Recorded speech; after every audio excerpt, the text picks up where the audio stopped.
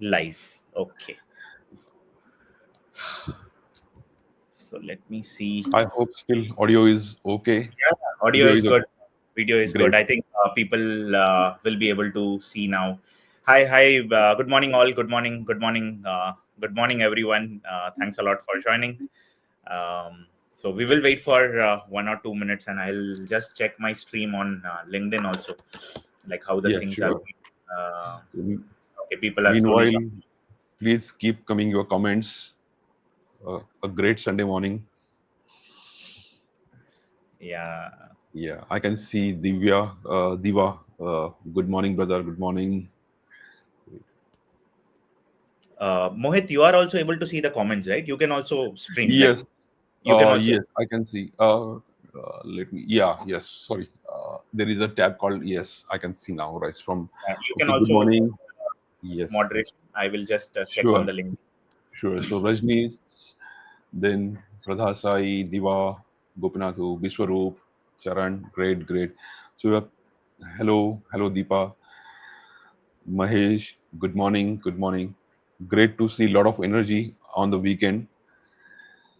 Thank you very much everyone for making this today. Awesome. I can see Shekhar, Ganesh. Wow, great.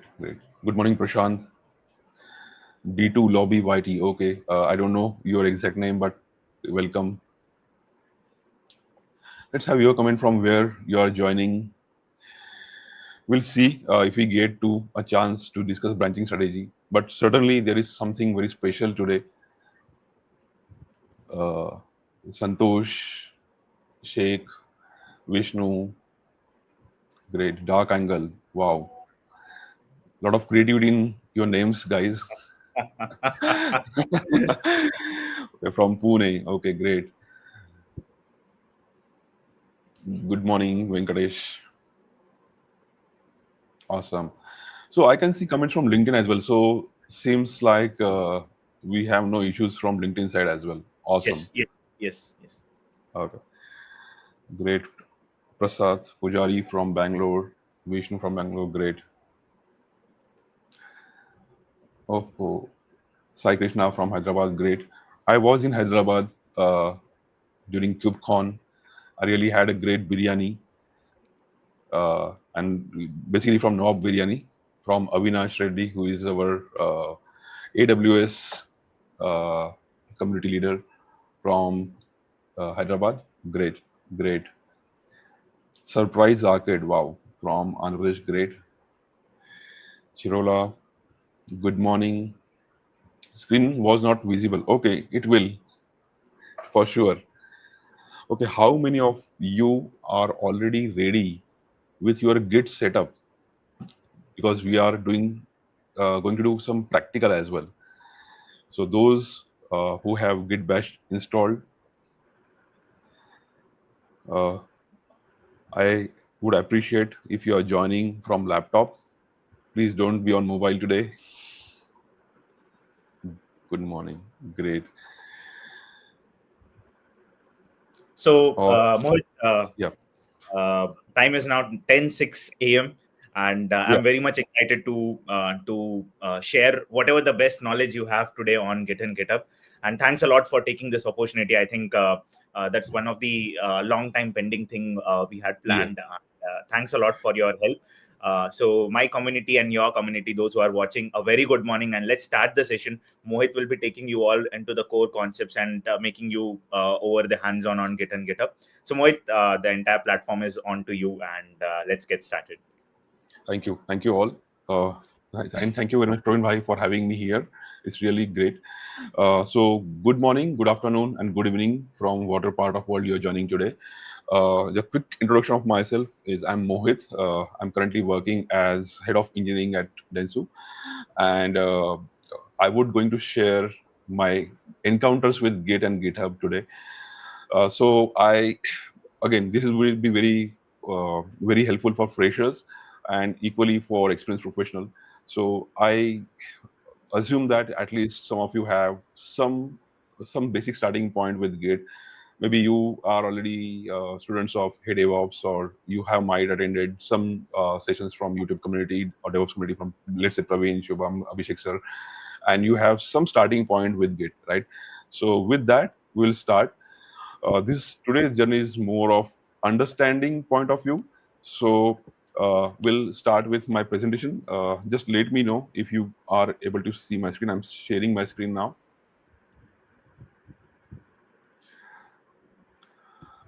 So I hope my screen is now shared. I hope you are able to see the PPT as well, right? Awesome, awesome. So Mohit, can you adjust yeah, your video? It's little bit downside, so you can just make the screen little bit onto your face side. Like I uh, can see the slide, but okay, your face is at down, so you need to adjust your camera. I think so. okay. Just give me a minute then. Let me unshare, and I will do one thing. Yeah, Okay. So yeah. let me unshare. How it's Yeah. going, when you are sharing, it's going down at the bottom. Okay, got it. Okay, let me do one thing. Let me change my camera then. I'm right now at OBS. Let me stop my camera, and then we'll switch to normal camera. Oh, okay, yeah. That way. How can switch to camera? Uh, Just you can just switch on your camera. The StreamYard will yeah, take. yeah. Got it. Got it. Got it. Yeah. Just is it now visible? My camera? No more. It's Not still yet. not. Uh, Okay, so guys, until Mohit sets up his things from his end, so let's talk some things. Okay, Mohit is back, I think. So let me add him. Mohit, I have added you. yeah. I hope now camera is better. So let me do one thing. Hmm. I will share my screen, entire screen, so I would not be at below. Yeah. Hope now it's visible, entire screen. Yes. Yes. Yes. Good. Good. Now. Awesome. Great. Yeah. Hopefully it's great. Yeah. Yes. Yeah. You can Okay. start. Okay.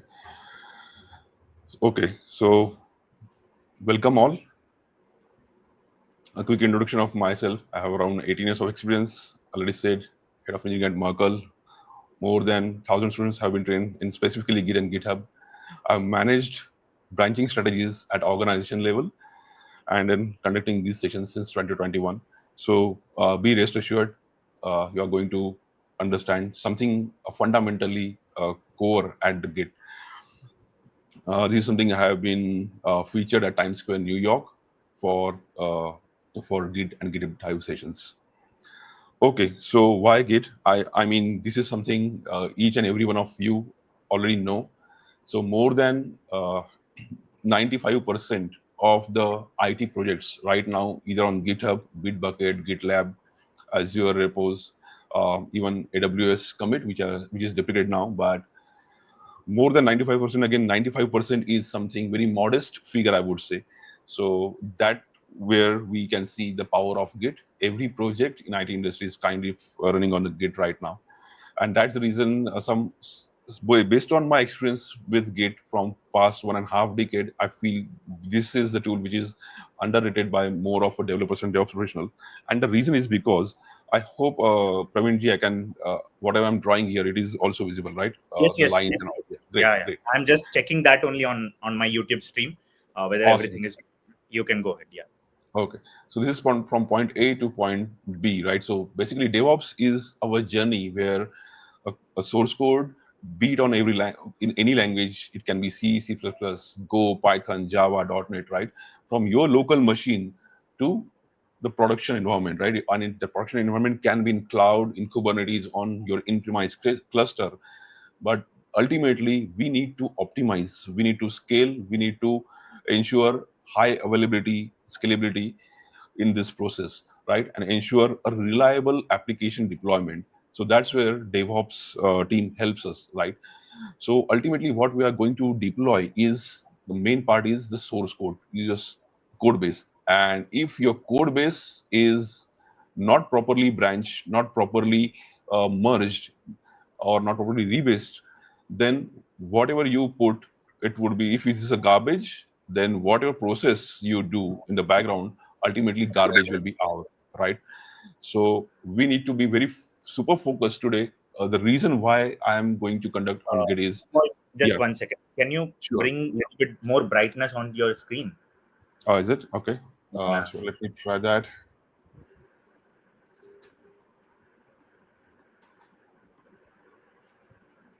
Is it better now? Yeah, I think so. Just 1 second.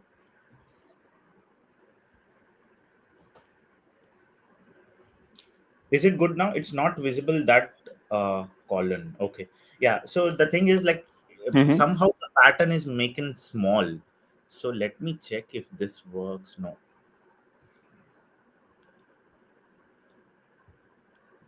Uh, I think this one will be good. Guys, check Good. this pattern. Is it good? No, I think this will be good. Check once. Okay. Yeah, I think we both at down. Is it good? Everyone, can you confirm, guys?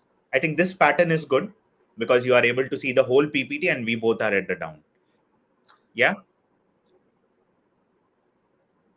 Can you guys confirm me? Yes, yes, no, guys. Good. Okay, nice. Yeah, even I was feeling the same. So I think now we are good. Okay. Yes. Okay. So Okay. Okay. Looks the, good. Looks good. Go okay. ahead. Go ahead. Yeah. Awesome. Okay.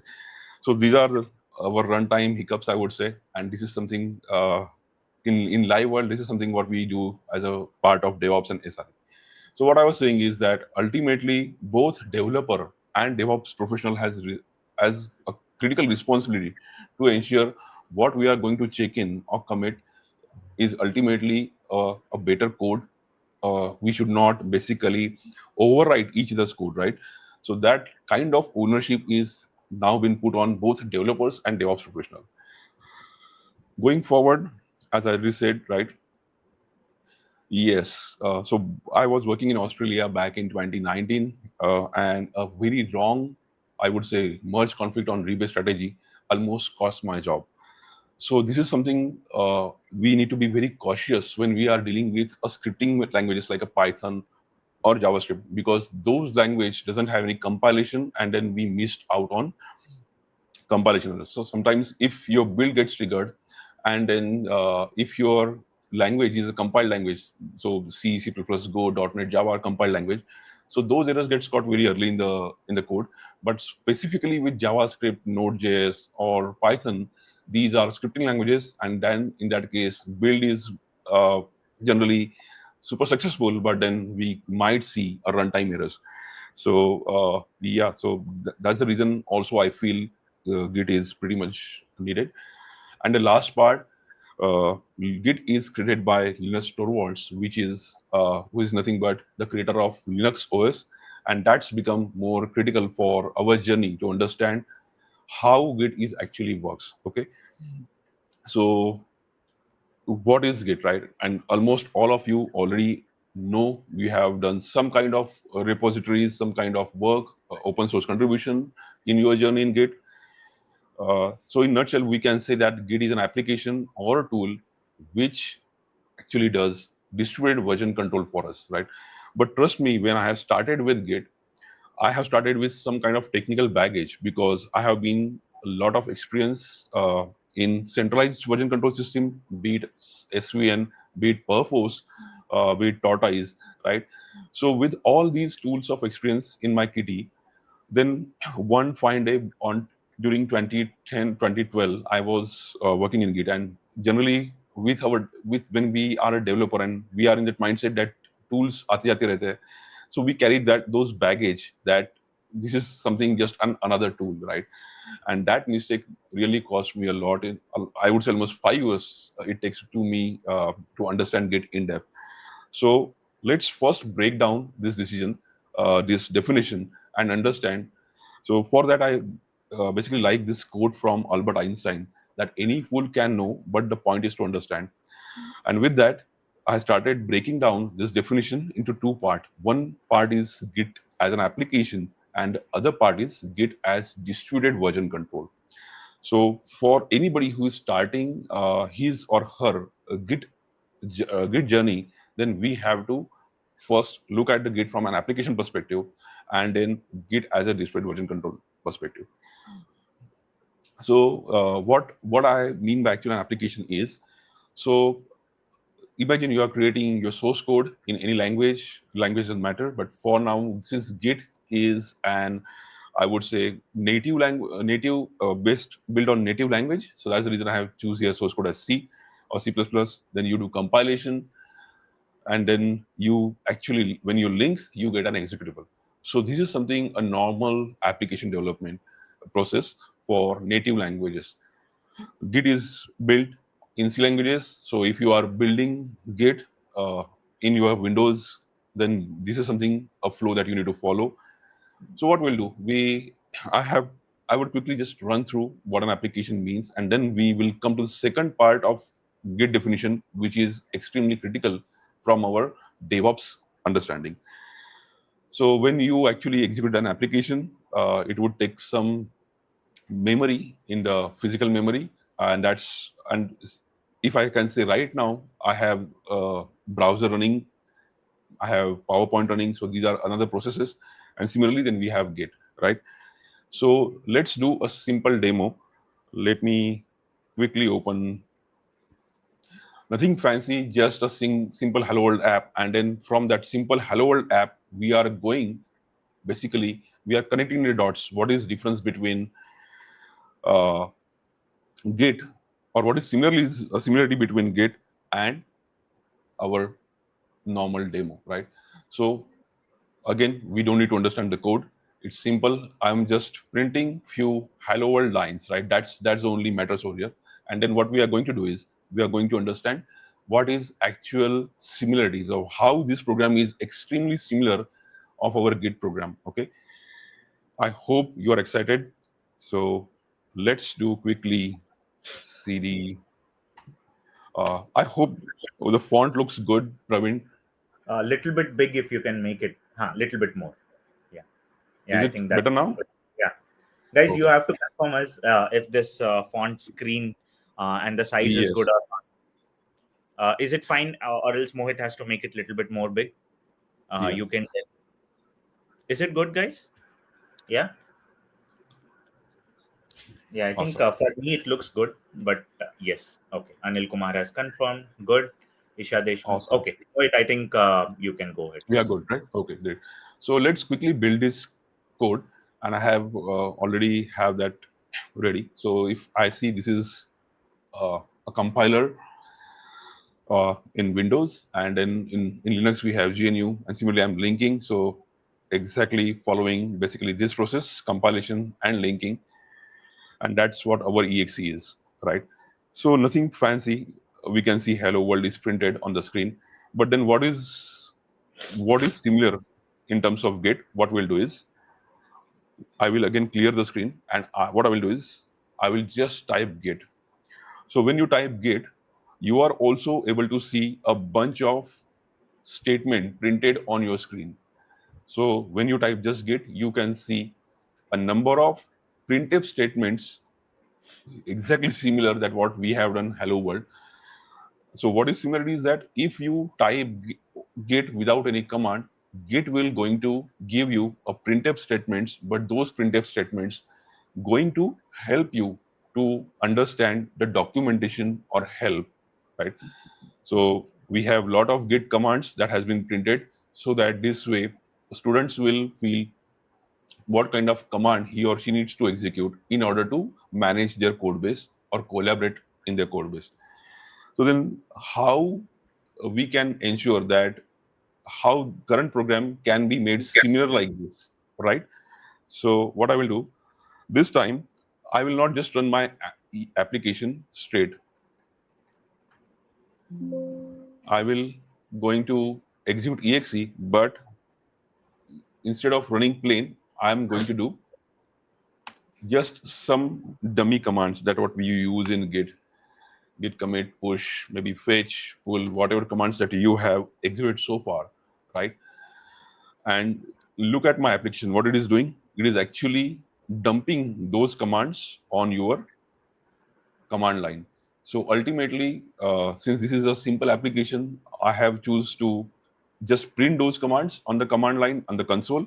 But in Git, for every command, there would be some specific task or some specific functionality will be executed in background, right? So it is exactly similar application. That's what we should understand what an application actually mean by Git, right? So when we say Git is an application, so it is nothing but a tool exactly similar to our simple hello world. It just Git is basically performing some specific tasks and functionalities on behalf of you, depending on the command line arguments that you have passed, right? Are we good so far? Just give me a thumbs up uh, that we are okay with this so far. We are understanding everything. If maybe Praveerji, you can just follow the comments because I'm sharing screen, so I Yeah, don't I'm have. taking care of that. Yeah, I'm taking Oh, care of that. great. Issues. Guys, please confirm if you are good till now. Whatever we have covered in terms of like what is Git, right, and some of the patterns you have seen what Mohit has said. So you guys can confirm, and we will go ahead. Yes, looks good. Yes. Okay. Awesome, awesome. Okay. Right. So with that demo, now let's start into the fun part, right? That's where Git has its own prowess. So, and this diagram is pretty much everyone is aware. So this diagram is sorry, my bad. So this diagram is very much similar the diagram that you learn in operating system. So if this is diagram for operating system, this yellow circle, this is the core. I would say you might represent as hardware or kernel. So if it's hardware, then on the top it would be a kernel, right? Those who have done some kind of operating system in their syllabus, right? And then you have, let's say, command line utilities or programs given by OS. And then finally, user applications. That's what you build, right? The hello world that we have built, it is also the part of nothing but the user application. So this is how we generally seen this in our operating system perspective. So I thought, why not we just look at Git from that perspective today? And in that case, the reason is because today we need to understand where we are in terms of Git, and then where we need to go, right? Again, so this is journey of point A to point B. The journey that we automate, we optimize, we scale in terms of DevOps world, right? Yes. Any question, Praveerji? No, I think I Yeah. am good. Okay. Yeah. Yeah. Uh, So uh, just 1 second. Like your camera, right? When I'm yeah. sharing the screen, it's little Hmm. bit down. So either you Again need down. to come a bit front, so that Hmm. your complete face is like clear, like mine. Like yeah, you Is it make it little bit down, little bit more down. I think now good. okay? Okay. So let me Okay. Now check in good. the YouTube. Yeah, let me check in the YouTube also. Like people are telling on the comments, so I just thought, yeah, Okay. it's good now. Okay. Good, good. Is Yeah, good yeah, now. Okay. Yeah. yeah, yeah. Okay. So there are some downsides of AI. I have AI camera and is just following me. Hopefully this Oh, is now better. Okay, yeah, great. it's good. Yeah, Okay, people okay, are yeah. telling good. Okay, all good. Yeah. So here we are. At the moment, this is something we are here, which is distributed version control. So everybody here, basically those who have GitHub profile, GitLab profile, Bitbucket profile, or AWS commit as your repos, doesn't matter which provider you are using. We are at distributed version control layer. So what we are going to do today is let's go back in time and understand how Git is actually storing the object for us. So when we have this fundamental understanding, we are going to answer a critical answer to one of our command today. Okay. So what for to so consider this is as an onion, and then these nothing but are the layers of onion. So what we are going to do, we are going to peel off all the layers of onion in order to reach the core of Git. So to remove this outer layer where we are currently in terms of GitHub or GitLab, whatever you call, right? Let's say GitHub for now. To remove this outer layer, what we can assume is, so for now, my system is the only system in the world. So let's declutter ourselves from all the internet noise and let's focus on our laptop only. So if we remove the internet connection, in that case, don't remove it now, otherwise you will miss the session. Then you will certainly we'll reach to version control layer. Now, this is something we need to understand, right? What is version control? So to understand version control in very much layman terms, what we can do is, normally we say, right, I don't aware of your this version or this side of your behavior. So version is your behavior. Let's assume from layman terms. So in terms of version, I would say, right from our birth, we started crawling, standing, falling down, then again running, right, having education. So I can say that whatever version I have today is a much more mature, much more fine-grained version of myself, right? So even this is applicable for everyone. So right from your birth to where are you till now, you have your understanding is more better. Your physics gone basically better. No, so you understand where to say what not to say. So we can say this is our version is much more better. But then the other word, control. So in real life, what we lack is the control. So what I mean is control is, let's say I was YD in my college. I didn't perform well in my engineering studies. So though I have that regret, but there is no use of having those regret because I can't control it. I can't go back, study well, make things like Praveerji, he's from Amazon or Walmart or Microsoft, right? So somewhere I have that regret that I haven't studied well during my college days.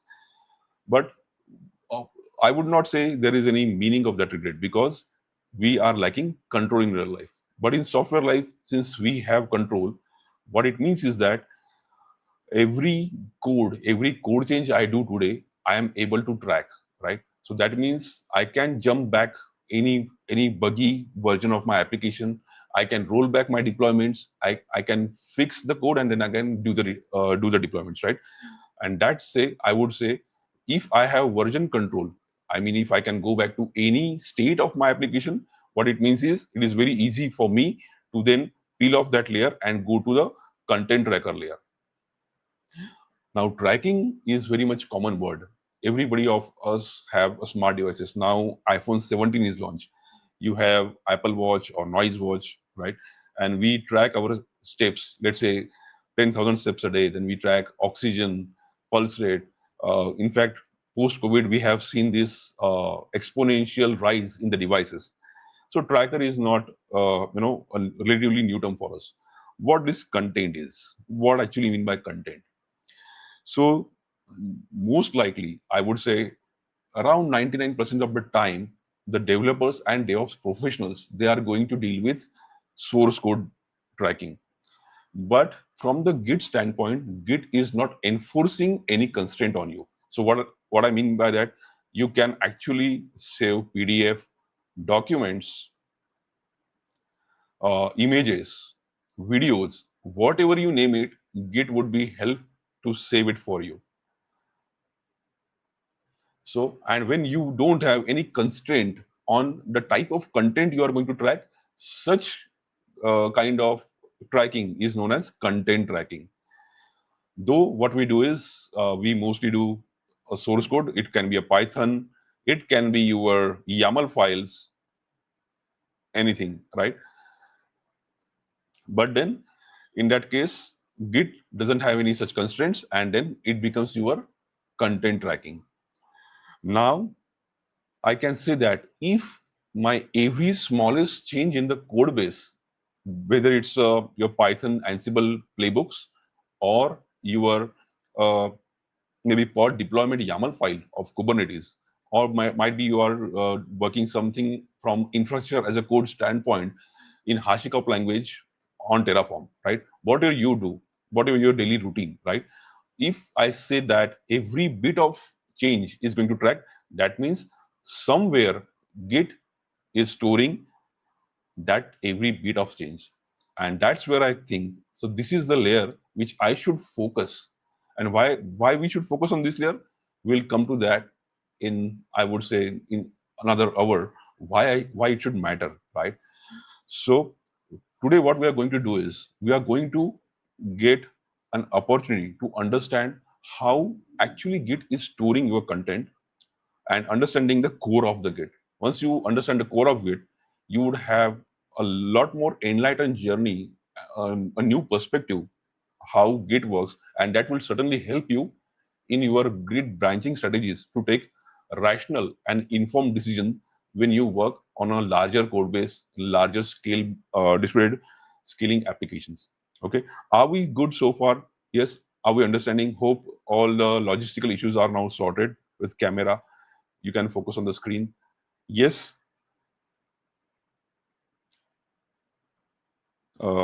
Let's your comments bring in so that yeah, if we are good so far, are we excited to understand persistence layer? So if you are uh, basically ready to understand persistence layer, then I would request all of you to open your Git bash terminals and let's say follow some commands along with me. Good. Okay. I like the way that the onion peel you told, right? It's like an onion, and you have to visualize in that way, go layer by layer. I think that's very good in terms of remembering the things with the real time flow. Thanks. Yeah. Yes. Thank you. Thank you. So I will request all of you to open your Git bash terminal. I'm going to open mine, and what we'll do, open. Let's open a terminal, and what we'll do is we will create the blank new directory where right from scratch, right? So for every developer, their programming journey starts with Hello World, right? So why not for our DevOps professionals? Let's start this journey with Hello World, right? So since a lot of us from a bit of programming background, or let's have our cooking skills as well here. So I know every one of you know how to cook the rice, right? So what generally we do is when we cook rice, and when we check whether rice is properly cooked or not, we get a couple of grains in hand and we then press. We don't need to check every grain of rice whether it's properly cooked or not, right? Let's have this analogy in hindsight and how this analogy is going to work for Git. Okay. So before starting, uh, let's have our fundamentals, basic steps clear, right? Normally, our journey with start with DevOps, right? When we start learning DevOps, we understand what is DevOps, why DevOps came into the picture at all, and then we learn every tool which has substantial contribution to every phase of the DevOps, right? So, for example, if you start with Git has code base management or source code management, developers collaboration. Then for let's say for your application building, then you have Jenkins, GitHub Actions, Travis, Circle CI, a lot of the tools, right? Then for your code scanning, you have SonarQube, nowadays CodeQL from GitHub, right? Security uh, in terms of your images, Docker Scout and all, right? Trivi. Then for your let's say deployments, you have Kubernetes, you have Amazon, AWS, and Azure, right? So a lot of the tools that we interact to optimize and repetitive, uh, I would say consistently repetitive behavior. That's where DevOps help us, right? So with that, what I will do is generally what in terms of Git, what we do, right? We follow a set of sequence, right? So those who have already worked on Git, they at some point of time they have followed some sequence. Let's say you do Git init, then you modify your code or add your code base, and then you do Git add. Either you have did Git init, or you might have done this Git clone, right?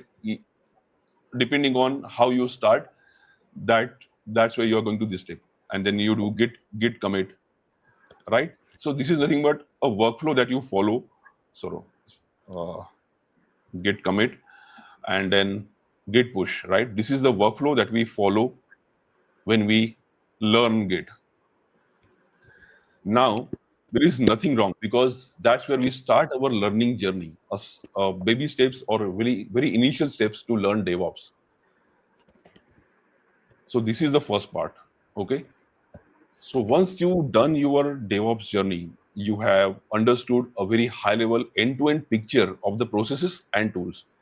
So your next step should be, so first step is to follow the all required syntax. This can be syntax, this can be a documentation, right? why I need to follow this? Because that's how tool has instructed it to us, right?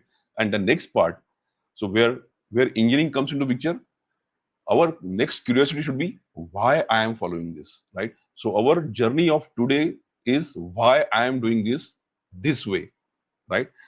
And that's the reason there are two types of commands in Git. One is Porcelain commands. For please excuse me if my spelling is incorrect. So Porcelain commands, and the other types of commands are plumbing commands. And trust me, there is a very much shitty terminology for understanding these two types of command. And when I say shitty, it's in absolute terms from creator of Git itself. So normally Porcelain is something kind of a ceramic bowl or basin, but from Git creators, it is like a commode or loo, our toilet, right? And for normal users, when they interact, like every day we use washrooms and loo, right? So we follow basically whatever etiquettes of Porcelain. But imagine if your loo toilet is choked or it is leaking, then we need someone special, and that someone special is nothing but the plumber, right? So today what we are going to do is, we already know the Porcelain part of Git. At least we have some in our, at least in any daily routine, be it a programming or DevOps, you have fired these commands in some way, right? But what we are going to do, we are on a journey today to understand why I am doing, or why I am have been uh, basically instructed to only follow this way. Okay, and for that we have to be dive into the plumbing part of Git. To understand why I'm doing this way, I need to understand a bit of plumbing command. Okay, so let's get started. Why we are going to focus on. So our context is understanding of very much core of the Git, and for that, our normal commands. Which commands? The command that I have taken from the left side, which is git init. I will not write again. Just git init, and then add, and so on, right? To understand the core layer, these commands would not going to help me. I need to understand the plumbing part of it. Okay. So with that, let's create a directory. I'm going to create Hey DevOps today. Okay. So mkdir is the command used to create directory. Hey DevOps. Okay. I hope Pravinji, the font is okay, right?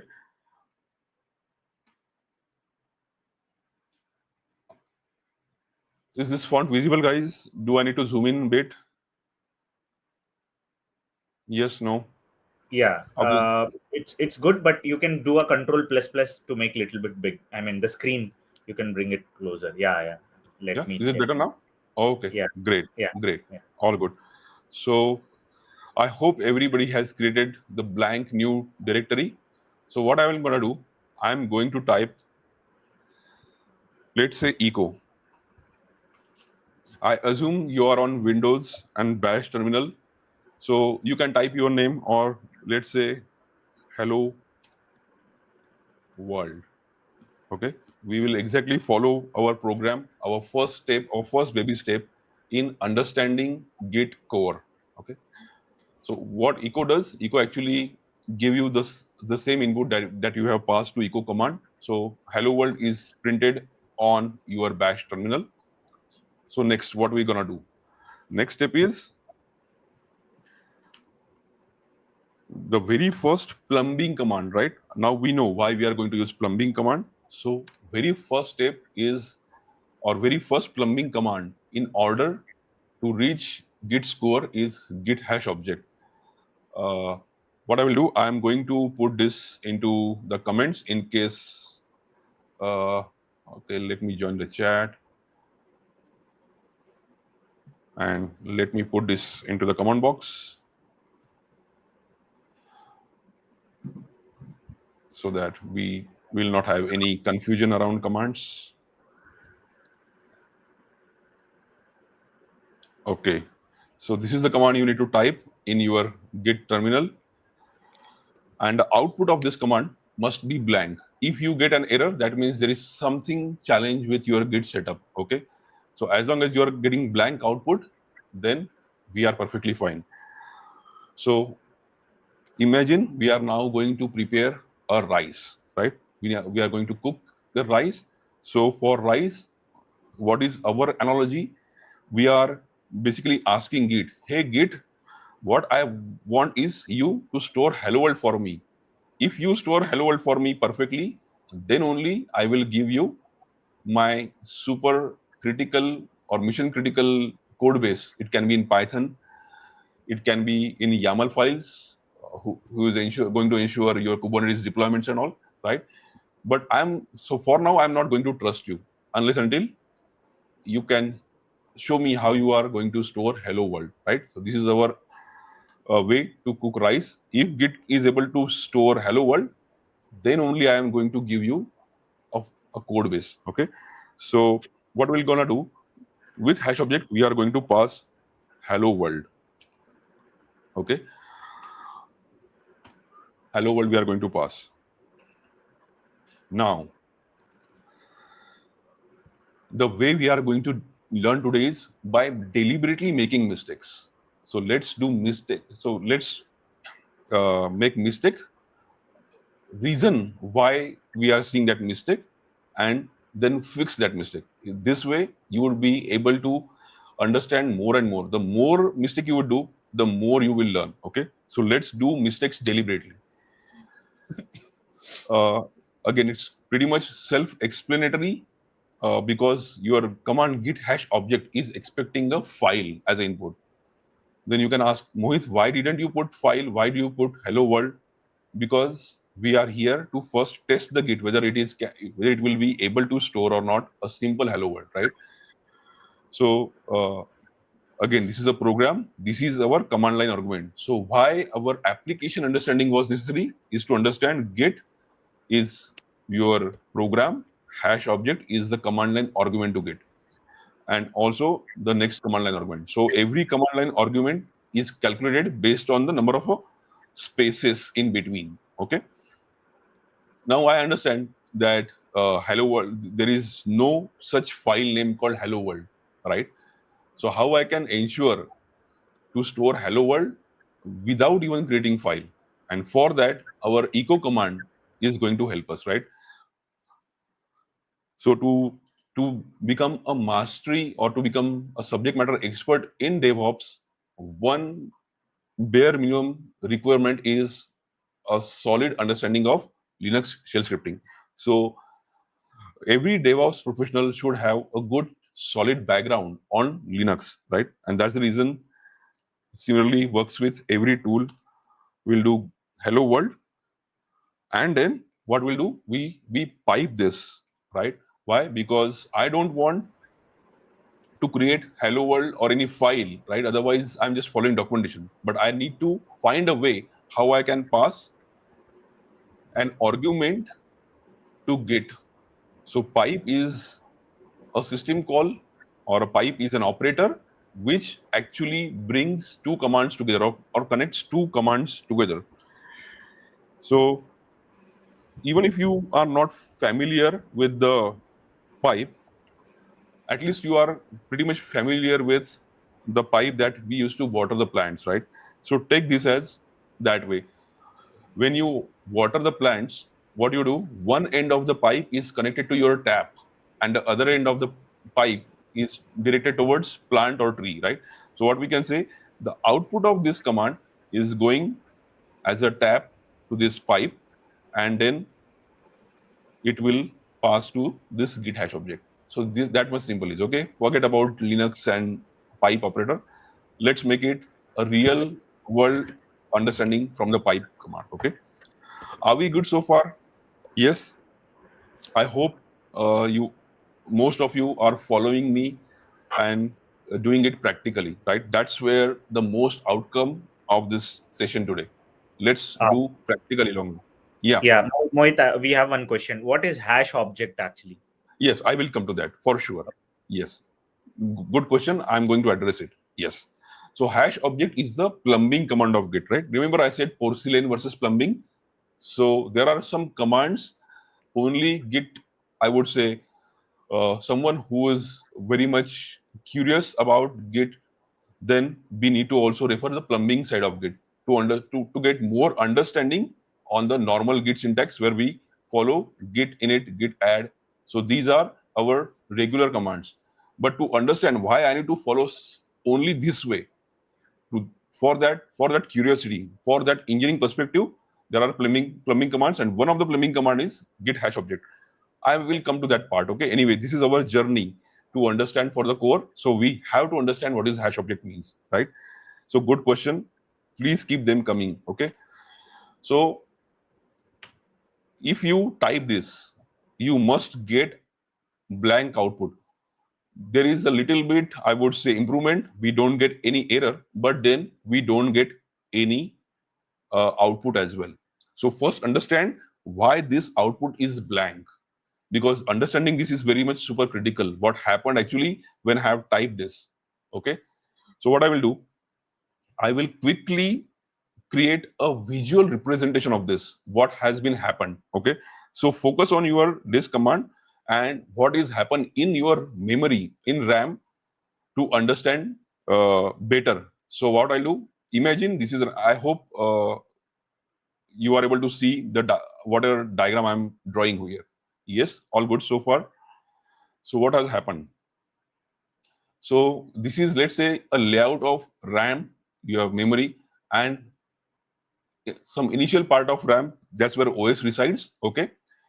So irrespective of which program you are using, okay, you deal with any command line, be it a AWS command line, right? AWS CLI, Azure CLI, Terraform, you name it. We deal with a lot of command line, even Bash, right? There are a few goodies from the operating system. Understand, okay? There are a few goodies from the operating system. Which goodies? The goodies, we call it as a standard input, standard output, and standard error. So these are three important files. We call it as the device files. A special kind of files are accessible to every process in operating system. Okay, so this is gift from operating system. Otherwise, we wouldn't have able to execute hello world. So every process gets some goodies, some benefits of operating system, and that one is device files. Okay, this is your Linux understanding. Now, understand what is happening. So first, let's break down. So what is going to happen when I do echo? There is going to be a start of new process in the RAM known as echo. That process will get this hello world, and then it will dump into the operating system kernel part, which we call as std out, which is normally what you do when you do, uh, let's say echo. Let's say you do echo hello world. I will use short form of hello world, and then you do output redirection, right? Let's say greetings.txt. So what you do, you are writing this output into the file.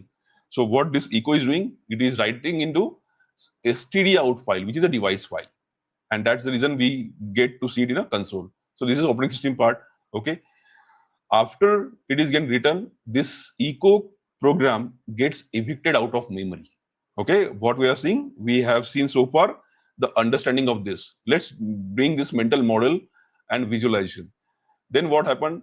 This guy is from operating system, which we call a system call, and that system call known as pipe system call. This guy get that output and pass it to the new program. The new program is nothing but your Git. So this is your new program, which is this Git, and it has been passed to your Git as a input, which is our hello world is passed to Git. But problem is this hash object. This hash object has been instructed by Git only accept files. Okay, and since when we fire hash object, we get blank output. So similarly, this command executed, output has been passed, but ultimate output is the same as what we had in Git hash object. So what we need to tell? We need to tell Git that you are not getting input from the external file. You are going to get input from standard input, which is stdin. Why? Because this pipe operator have put your std out into the std in. So we need to actually explicitly instruct Git not to expect an external file, but a file from device. So similarly, what we're going to do, we need to tell, hey Git, this time you are going to get that file as input from operating system. I hope we are with me so far. We have discussed why the command of this is blank. Why it blank? Because hash object haven't told Git from where it should read this hello world. And hello world is actually by this pipe operator put it into the std in. So now if I type this command, I get some weird characters.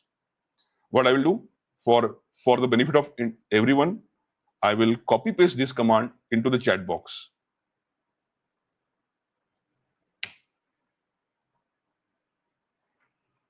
Okay.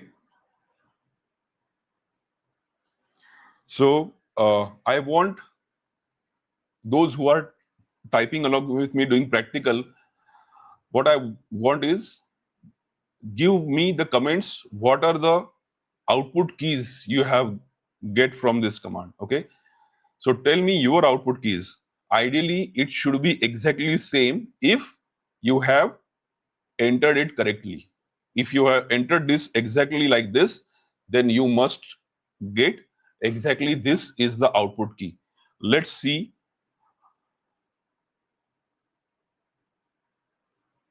Let's see. Let's have your comments. What is the output? Those who are following me. So std in is not the utility. Std in are the device files. So there are standard device files, std out. This is the part of Linux. So std out, std in, standard input, standard output, and standard error.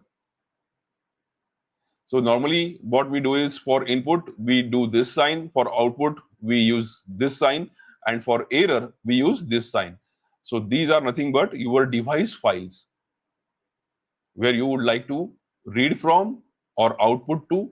And this is, since greater than is already occupied by output, then there has to be some differentiation between output and error. And that's the reason the two is preceded before the greater than sign.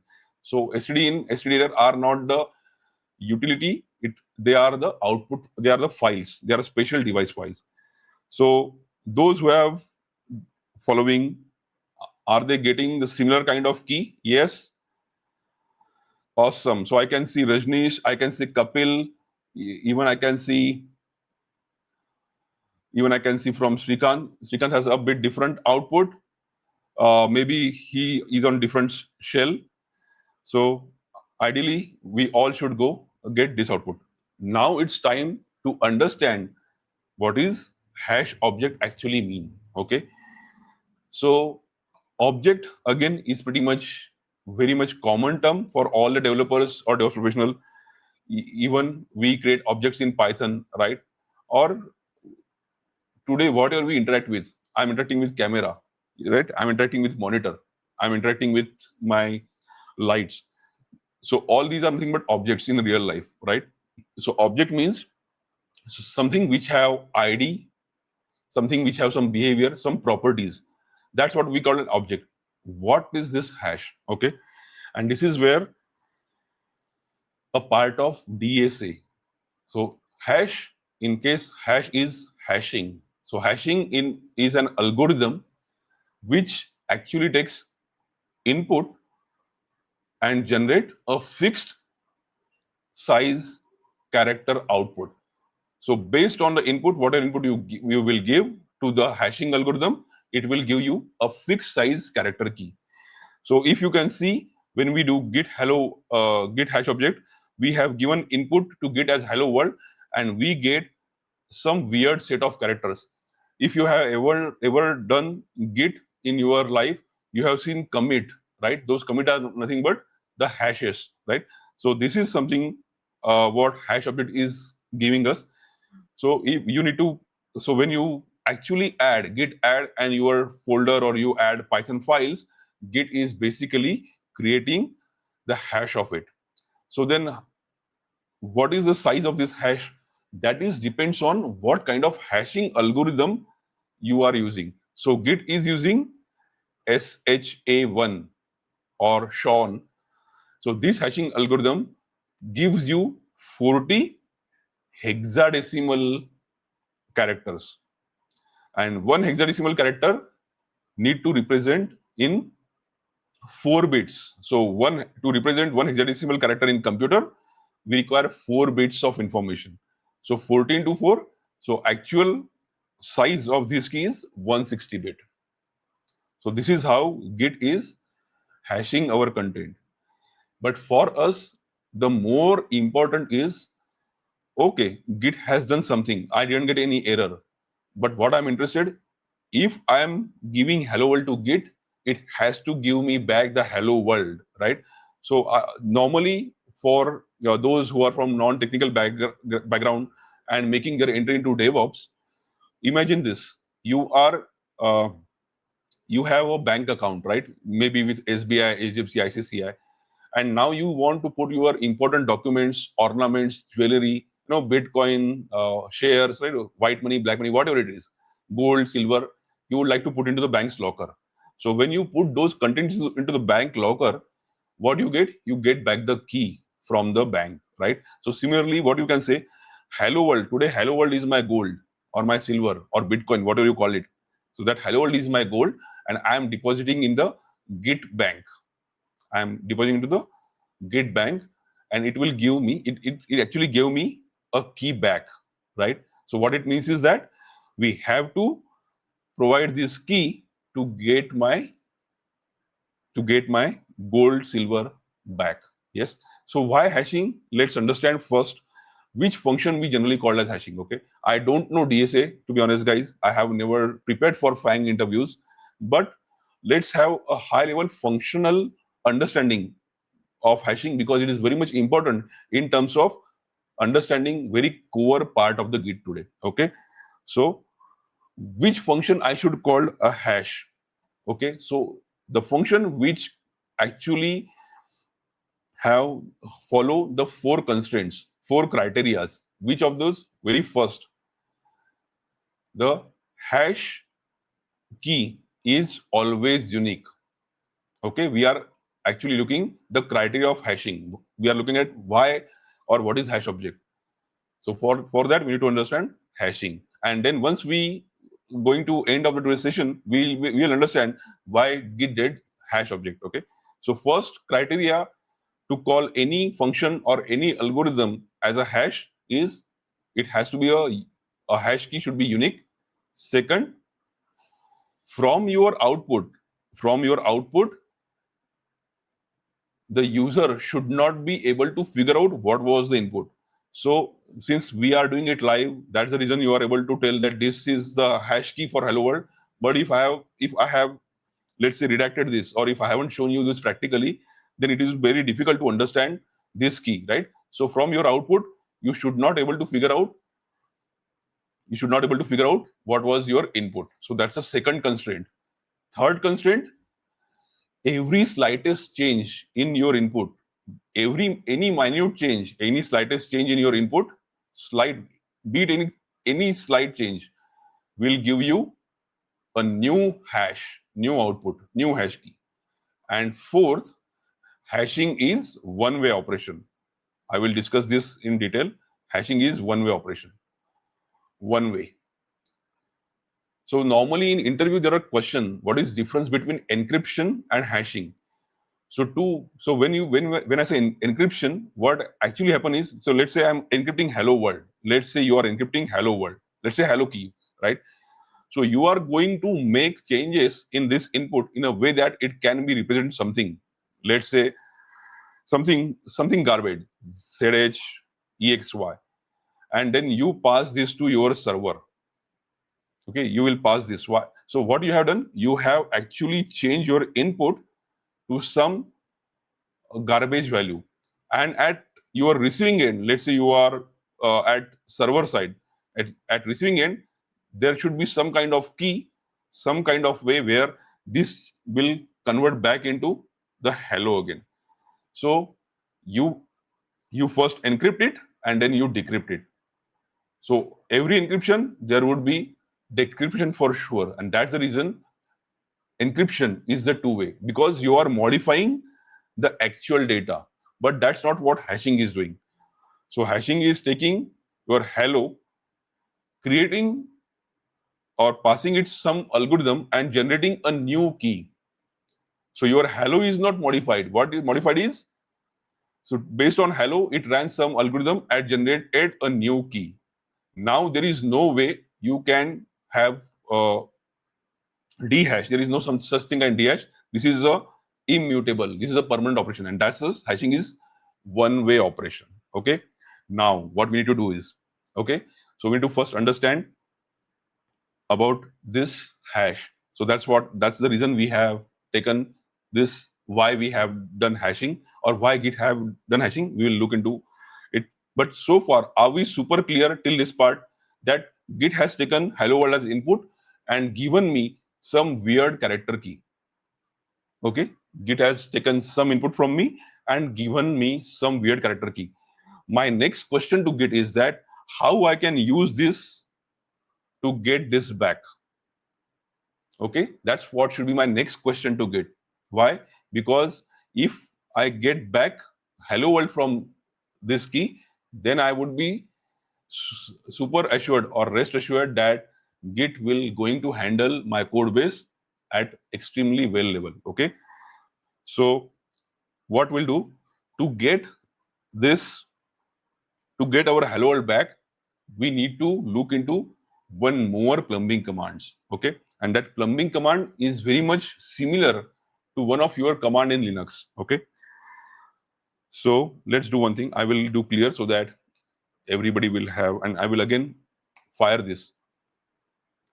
Now what I am gonna do, I'm going to do git. The next command is known as git cat file. So normally you are well aware of cat command, right? Which actually concatenate and dump on the screen. Which actually concatenates file and put the output on the screen. So similar to that command, what Git has done cat file command, and then we need to tell the flag, which is which is p for pretty print. I want the contents that I have given. So p for pretty print. What I'm printing? I am printing the output of this, right? As I said, right, we are going to do deliberate mistakes. So when I pass this, there will be an error. But that's what the beauty is. Do mistakes deliberately, reason why it is a mistake, and then further, we can go further. I think I haven't copied this correctly.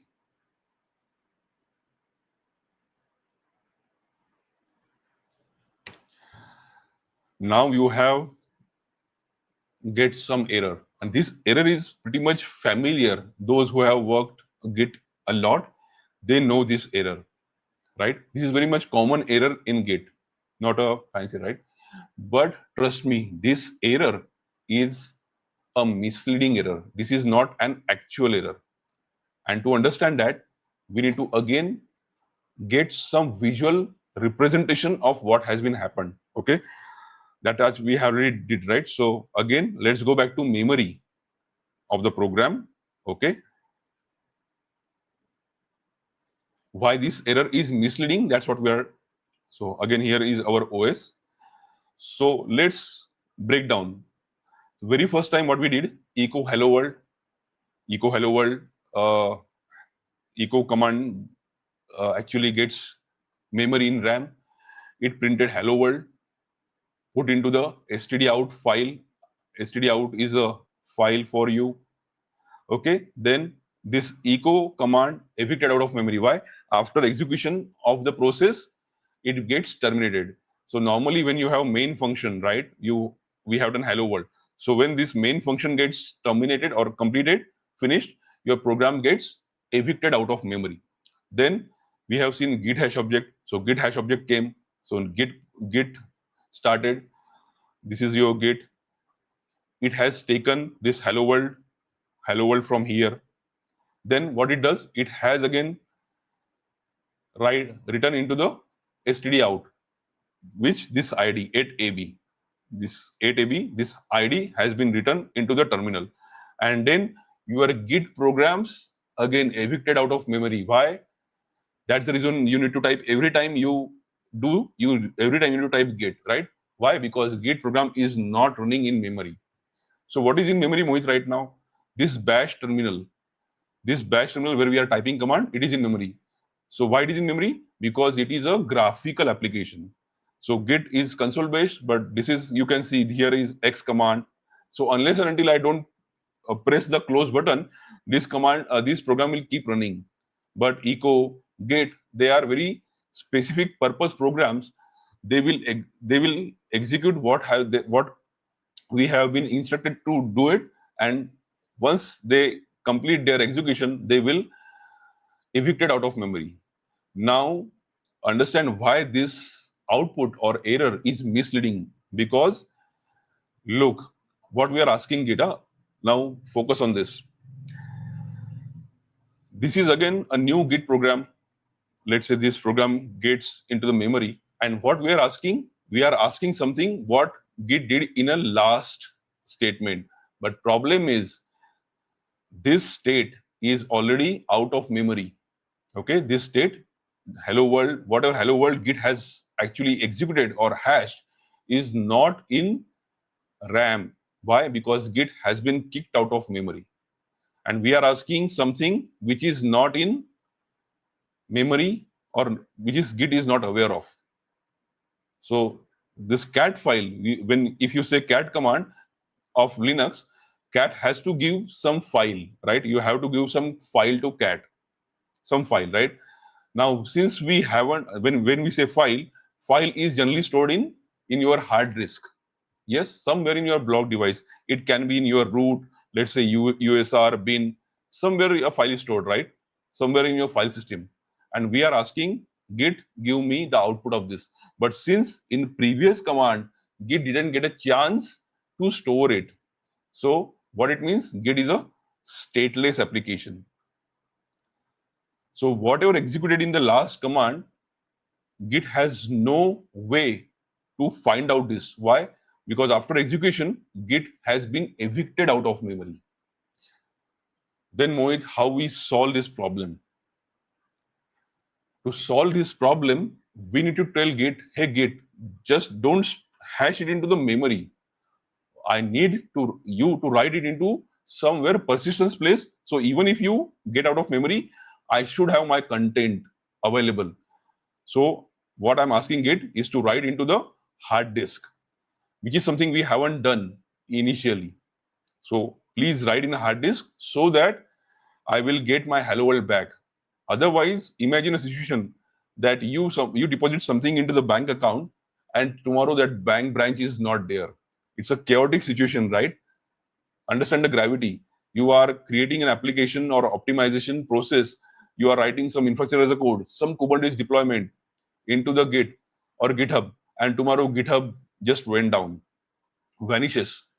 It will be chaotic situations for every organization out there. So that means as a developer or as a DevOps professional, I should ask Git not just interact with the in memory, also store this content to the hard disk so that next time you will get next time when you get execution scheduling, at that time you should have this command. So what it actually means is that, going back to this guy, persistence, that means there are two types of persistence in programming. One is in memory. So if you are well aware of Redis cache, right? So Redis is in memory. Or why Redis? If you are doing something like this, let's say you have employee class, employee obj equal to new employees. You have done so many times this in Python, Java, .NET, doesn't matter, right? New, let's say employee. That's what your constructor is, right? When you do employee, this object gets memory in RAM, right? Some space in RAM. But when your program gets terminated, this memory gets reclaimed back by operating system. That's what's happening with Git.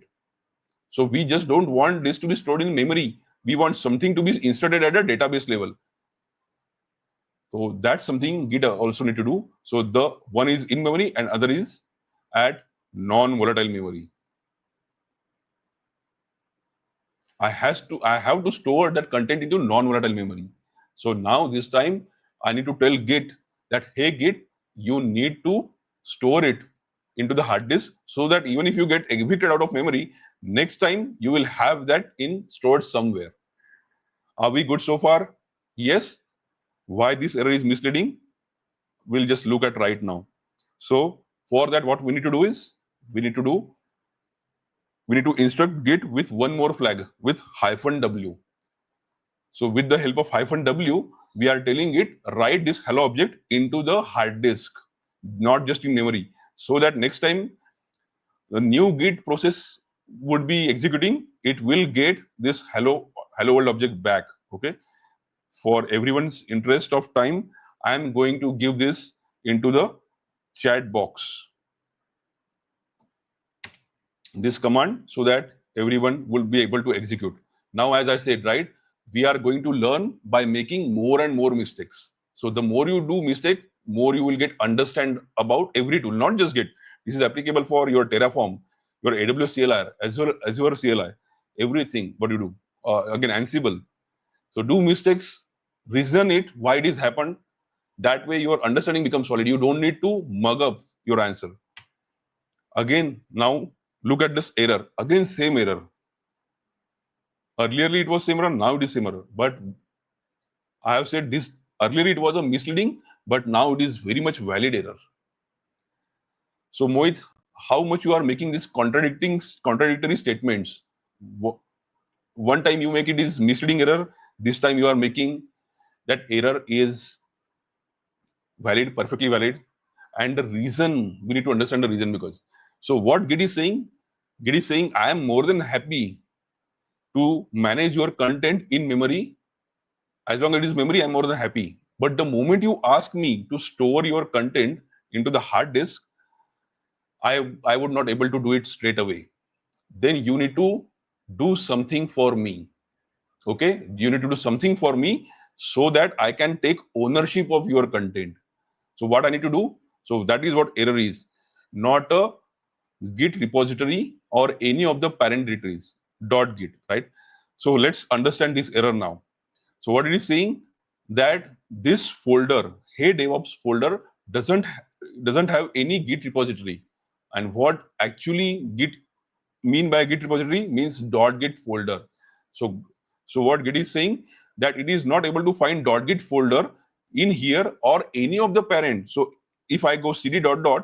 even in my parent tree, so imagine like this, you have a root and then you have, let's say, bin, whatever your folder like etc, where somewhere you have home as well.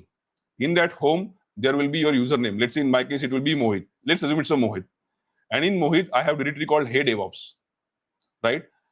So it is basically traveling all the way up till root and try to find .git folder, and it didn't found that, and that's the reason it is saying not a valid repository or not a Git repository. And for that, what we need to do is we need to do git init. So many of the times we have ran git init. I don't know, I don't remember, maybe 1,000 lakhs of times I have fired git init. But now today I understood why I need to do git init. So this why git init? Why git init? If you get this question, if you are specifically preparing for product-based companies, because such kind of questions asked into GitHub, Red Hat, right? Why you are doing git init? Why you need to do git init? Why? Because as a user, I would like Git to store my files in the persistence medium, which is non-volatile. Git can store in a memory as well, or Git can operate on non-volatile memory as well. But I don't want Git to only store in RAM, right? Because after Git get terminated from RAM, how I will get my content back? And for that, to persist this at hard disk level. That's the reason we need to fire git init. So far, we have fired Git init or Git clone just because Git has told us to do it, right? So far, we have done Git init lot of the times. But if someone asks why we are doing Git init, now we have answer why I did Git init. Because otherwise, Git will not allow us to write in non-volatile memory. Yes, are we super clear, everybody? Yes. Why we need to initialize Git? Is everybody super clear now? And yes, so hard disk is non-volatile memory. We call it as a secondary storage. And why this .git folder? We will see it now. Why Git has asked us to initialize. So first we have understood why I have to do Git init. Then we need to understand why .git only? Why not other folder? That's something our next question. Okay. But before that, what we'll do is let's again see different error this time. Okay. Again, let's take git cat file. This time I have not the same error. Look at this, my git cat file, this error, and now see this error. There is a different error now, not a valid object name, which is right. Why? Because we haven't write anything in Git. Here we have just initialized it, right? We haven't written in a hard disk. And here we got the error. That's the reason Git is saying, I don't have such kind of object in my database.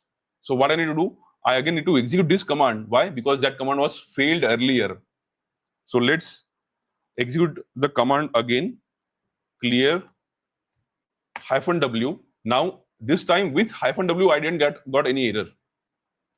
And now if I fire git cat file, I got my hello world back.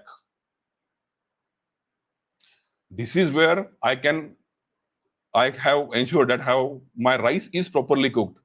If Git can store hello world in its database, then I am more than happy to pass my Kubernetes deployments, my Ansible playbooks, my very much critical banking, finance, or e-commerce application source code base. It can be in Java, .NET, C++, Python. So that is how we can understand what is the purpose that a set of commands that we firing every day. But today we are asking why I need to do this. Then why I need to do git add? Why I need to do git commit? So this is something learning from curiosity perspective, right? That's where you make more difference when you actually reach till level where you need to make your branching strategies. You may ask, why have you been chosen git merge? Why not rebase? When to do merge? When not to do rebase? Or when to do rebase? So such kind of function, such kind of scenarios-based questions will only get answered when you understand the actually working behind the Git. So first step is learning. For sure, you need to understand DevOps end to end. But once you understand, then you need to be more curious, learning tools from the engineering or design perspective. That way, it will help you taking decision in real life. Yes. Are we good enough so far? Yes. Everybody get back their hello world. I can see Lakshman, great Charan. Wow. I've seen very nice comments coming up. Awesome. So even if you didn't get chance to do this practically today, please feel free to watch this session again. How we can, understand this persistence layer. And today we did hello world. Now our next, are we okay if we spend more 5 to 10 minutes? We already spent 1.5 hours, but are you guys okay to spend 15 to 20 minutes extra? Yes. Komal. Okay, we will, for those who got error, maybe you can connect us later. But are we guys okay if we can extend for 15 to 20 minutes? Yes. Would you like to complete this part end to end? Okay, great. So what we are going to do now is we need to understand, or we are going to ask question. Okay, Git, I understand that to write in a persistence medium, we have to do Git init. But what was the outcome of it? Why you have asked us to do Git init? So if you have remembered that error, we got a new directory. If you do ls, you will see nothing. Why? Because it's an operating system rule. It's a rule of operating system. When any file or folder, the name of any file or folder prefixed by dot. Again, remember, this is an operating system rule. If you start your file name or folder name with dot as a prefix, then that folder becomes hidden folder. So for that, we need to write a command ls-a, which will show you all the files and folders. So .git is hidden folder. Why? Because dot is applied in front of folder name. So now let's go to the Hey DevOps folder. So I will go to Hey DevOps folder, home. Hang on a second. Just give me 2 minutes, guys. I need to go Hey DevOps folder. I need to go Windows users.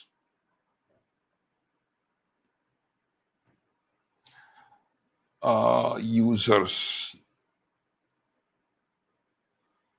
Sorry, not CS2 users, I guess. Users, and then Hey DevOps. Yes, this is the folder. Look at this. If you can see, there is no directory. Why? What you need to do is you need to go in View menu. You need to go to the show, and then you need to turn on hidden items. If you don't turn on, you will not find that directory. So go to the .git folder. Go inside objects folder. Why objects? Because what we did git. Oh, my bad. Git hash object, right? So we did git hash object. That's the reason we need to go into the objects folder. And in objects folder, ignore info and packed directories. Look at the new folder that has been created, 8a, and then verify your key. Your key is 8a. So first 2 letters is denoted as a folder. First 2 letters is denoted as a folders in .git object directory, and the rest of the characters is denoted by file name. The rest of the characters is denoted by file name. This is how Git is storing your objects. This is how Git is storing hello world, right? And why this is matters? Look at this. What is the path? .git objects folder. So if we didn't do git init, this .git folder itself is not getting created, and that's the reason we are facing error. So this way, when you do a lot of mistakes, then you will get some time to think over it, reason with it, and finding it why behind it. This way, you will understand more. You will able to give the rationalized answer why I have done this particular approach, right?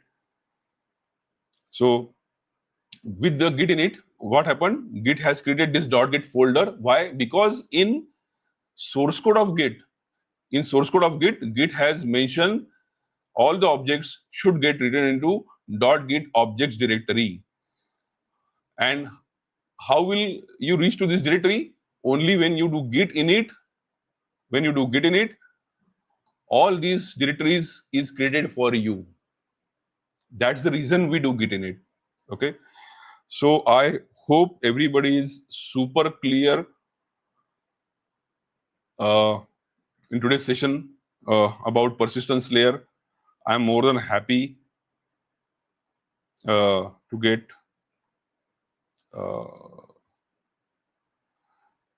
other questions now.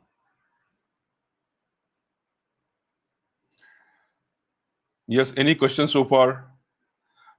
Those who have done practically, are they able to see all your objects in .git?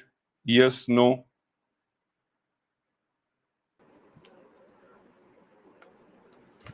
Oh, sorry, there is some challenge with the mic. I hope I'm still audible, right? Yeah, you are audible. Yeah. I'm happy to take questions now. Okay, great. So I think till now, Mohit, to be very honest, the deep level of understanding, right? Like how it has been invented, what is the background, how it went, what are the things you have to see, the hashing. the .git folder. I think one of the best explanation anyone can have in terms of DevOps space, right? So Thank you. definitely Thank you thanks so a much. lot for all the efforts. And I think people are also happy because very less number of people understand the deep level of things. Okay. And the Yes, way you yes. have explained, I think people are happy. So guys, how did you like the session? Did you enjoy the session in whatever Mohit has explained till now, right? It's good. Great. So Yeah. Mohit is sharing some scanner. Mohit, would you like to You tell can connect something? if somebody gets any error, which we couldn't focus today in the interest of time. But please feel free to connect uh, and share your encounters as well in Git for sure. There's some issue Great. with my camera, I guess. I'm not Yeah, sure. Let I'm me not able to see you actually. just a minute. Let me this I guess hit up. Let me try again. Okay, sure. Okay.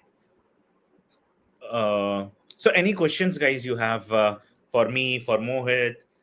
Yes, any questions? Okay, now it's good. Yeah. Okay. Okay. Yeah. It's getting hit up a lot. Yeah. Okay, I thought there Any was more. questions? More will come. Okay, we just have to stay tuned. Yes. Great session. Um, some question. I think this is. I have a doubt. Hash algorithm generates only content of file, or it will work for file and directories. It's all everything.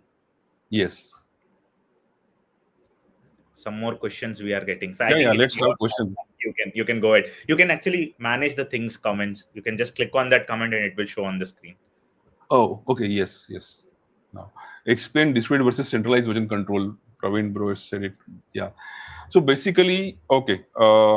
Let me share the screen. We can take this question. Difference between centralized version control. Let me share my screen. So let me start. Okay, I'm fine. Okay, let me share the entire screen itself. No worries. I hope my screen is visible. So question is, what is the difference between centralized version control and distributed? So so when we say central, that means somebody, some person, some identity making all the decisions on behalf of you, right? So we have a central government, state government. So some decisions about military or union territories is only done by center, right?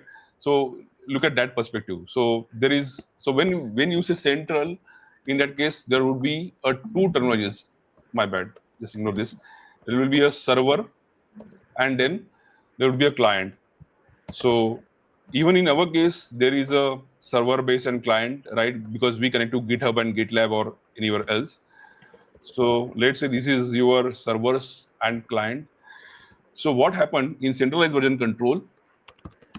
Whatever change you make, right? We have seen the architecture of Git, the onion layers. So every, let's say you are writing some code today. You started with hello world, right? That's the first version. Then you have modified it, added more functionality. Then second version, third version, fourth version. So all these changes are getting tracked only at server side. That's what is centralized version control. But with Git, everyone has all that changes, all the version of that file. Whoever is using Git, everybody has that changes. So you cannot say uh, in centralized version control, if let's say you are disconnected, right? If you are disconnected in centralized version control, what you will have only your last state, which is state 4. There is no way you can go back to state 3, state 2, or version 3, version 2, version 1. No, that's not possible. It will be only possible when you will connect to the server, and then you will ask, give me state version number 3 of the file, give me version 2 of the file, or give me version 1 of the file. So centralized version control are kind of a connected architecture model. So you have to be connected to that server in order to get that versions. Why? Because versions are maintained at server level, and client only get the latest copy of that version. I hope this answer is clear. Okay, great. Okay. Thank you for all your feedback. I hope this session adds some value in your understanding of Git. Any other comments anyone wants to pass? Because I think Mohit, we had almost like 250 people watching across all the platforms, Oh more wow. than that itself, Yeah. right? So yeah, I see that people have enjoyed the session. Uh, Master is not directory. I would say at the moment it's a branch. That's what default branch created by Git. So if you have already worked on Git some point of time, you should be knowing Git branches and tags. So that master is nothing but the branch of the Git. Okay, this question is for me. Chakri, you can mail actually. So we have been migrating the things, right? So as I have told you, please use website. If the course is not available, I will be able to help you with the migration. You can just email. Okay, right. Any other questions you have, guys, for Mohit? So Mohit, what is your plan like today, or like going ahead? If anyone So has doubts, you have shared the scanner. I know, like, but yeah, LinkedIn ID, you want to share something, people can connect with you. yeah. I mean, I'm open for questions as well, or they can approach me on LinkedIn. If I would also like to conduct some sessions around networking if we have a community like this, Yes. because foundations are pretty much required. We have seen right now the market, right? We have a lot of people looking for DevOps and platform engineering. We have a lot of requirements in cloud and DevOps space. So making yourself more, I would say, competitive, give you more edge. I would really focus that. Let's build your foundations. Already we have a prime batch coming up, right? DevOps. Yes. So learn a lot of uh, uh, DevOps and foundations, and always ask, get more curious, make more mistakes. I would say. I'm sure, Praveen, you have did a lot of mistakes in your career. Only Yeah. because of that, we are at that level, right? So Yeah. for sure, if you made a mistake, don't get, your pipeline is working in one go, right? It's more better if you fail in making your CI/CD pipeline or in your Docker, on your Kubernetes. That feeling will give you more context around the error, more insights about the error, why it's failed. Great. So, any last questions? One or two questions you want to ask Mohit or me, anyone? Thank you for the clarification, Mohit, bro. Yeah. Mohit Anytime. is a tech architect, guys. Sure. Okay. So Yeah, we'll but in take office a it's called question like from Srikanth, then Srikanth Gandhi. Okay, how commit hash stays always unique on GitHub? Extremely, I would say, great question here. So if you look at the log from GitHub or your Git as well, when you type git log, you get the detailed information about commit, who is the committer, right, author, and then what are the message you give, right? So even if you, let's say, Srikanth, you and me give the common name, same name as a Git committer, what is happening in case of commit is Git is actually considering the timestamp of the commit. And even if we try, even if 250 people today, we try to commit at the same time, there would be a minute difference even in milliseconds. And that's the reason when you actually get the commit, and that commit would be always unique. Why? Because timestamp has changed. I can do quick demo of this if you are okay with that. A quick Mhm. demo of this. Let me share screen. I hope my this Git bash is visible. Yes. Yeah, it's visible. Yeah. So what we'll do, what we did is we did Git hash object this 8ab, right? Let's do one thing. Let's do just change the casing of hello world. I'm just making W small here. Okay, nothing fancy, just W small. Look at the change in the key. So if you remember our third point, slightest change in the input will give you new hash key. So if I'm just changing W by making smaller case, right? So that's how you will get a new hash key, and that's what happening in case of our commit as well. So commit, you get a new timestamp, and then you are going to get the new unique hash key every time. So whenever your content gets changes, your unique key always going to make change. So really appreciate for your time, guys. Sitting 2 hours on weekend, not a joke. Certainly appreciate your time. If you at all would like to connect me, if you anybody today faces any issues or errors, happy to connect and will guide on that.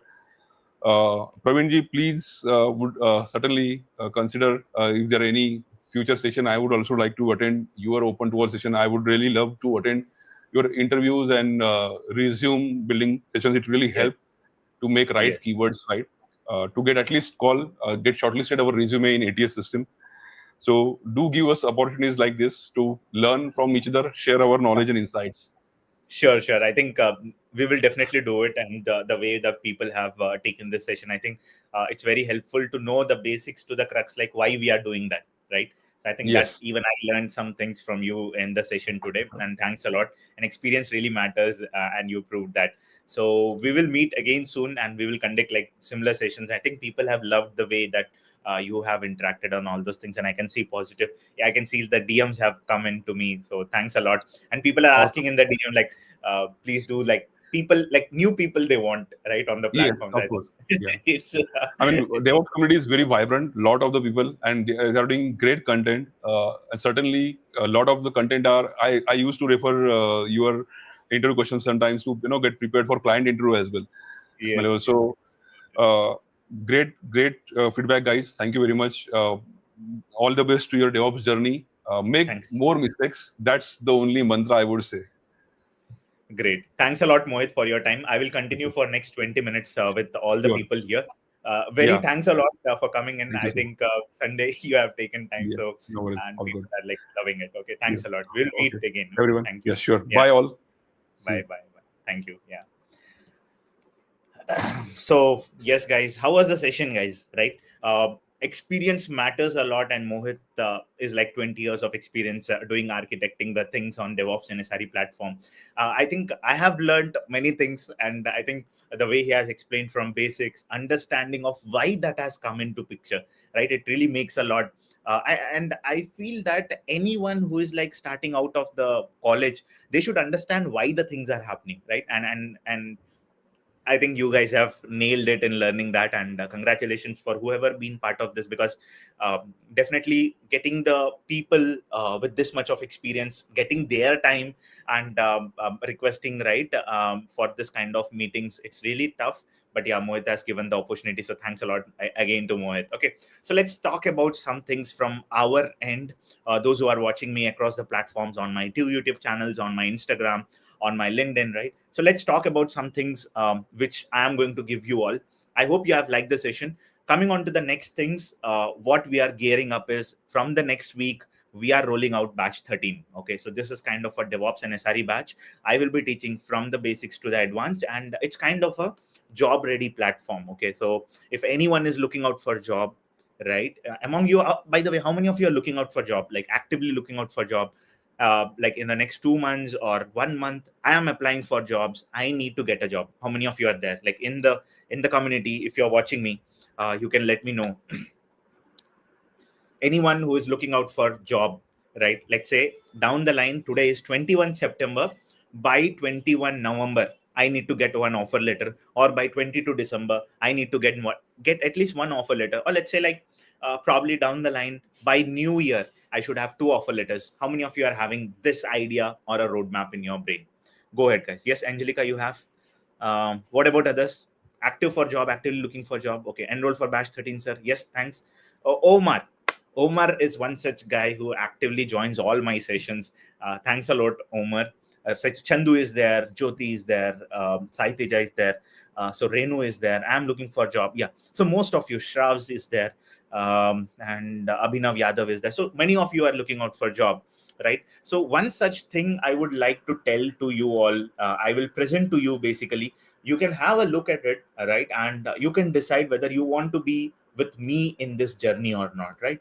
So let me share my screen. I will show you a few things which can help you going ahead in understanding, okay, how you can learn it, rather than you going to some institute, right, where you don't know the people, right, and you don't know like how they teach and all those things. So probably I have some things for you. So this is kind of the place where I will be teaching you complete DevOps, SRE, and AI, a combination, right? So in this, what we are going to do is here we are going to mark the journey with DevOps tools, integrate that with SRE activities, and I'll be teaching you like how on the AI side you can integrate these two. So this is kind of a new batch which we are going to start from next week. That means today is 21. By the next 4 days, your batch is going to start. And the best part of this batch is you are going to learn all these topics completely by me. We will start with Linux fundamentals. We will go with networking, administration. We will go with Linux core concepts, Kubernetes. We'll go with Git in-depth features, Jenkins CI/CD, DevSecOps. We'll go with Jenkins integrations, Docker, Kubernetes, Docker images, Kubernetes networking, and whatever you are seeing in terms of SRE, DevOps, and AI, you will be getting it. Now, ultimately, when you are joining this batch, I want your efforts to be with me, because what happens, right, when you are with me, you need to understand like in the real time how the things are happening.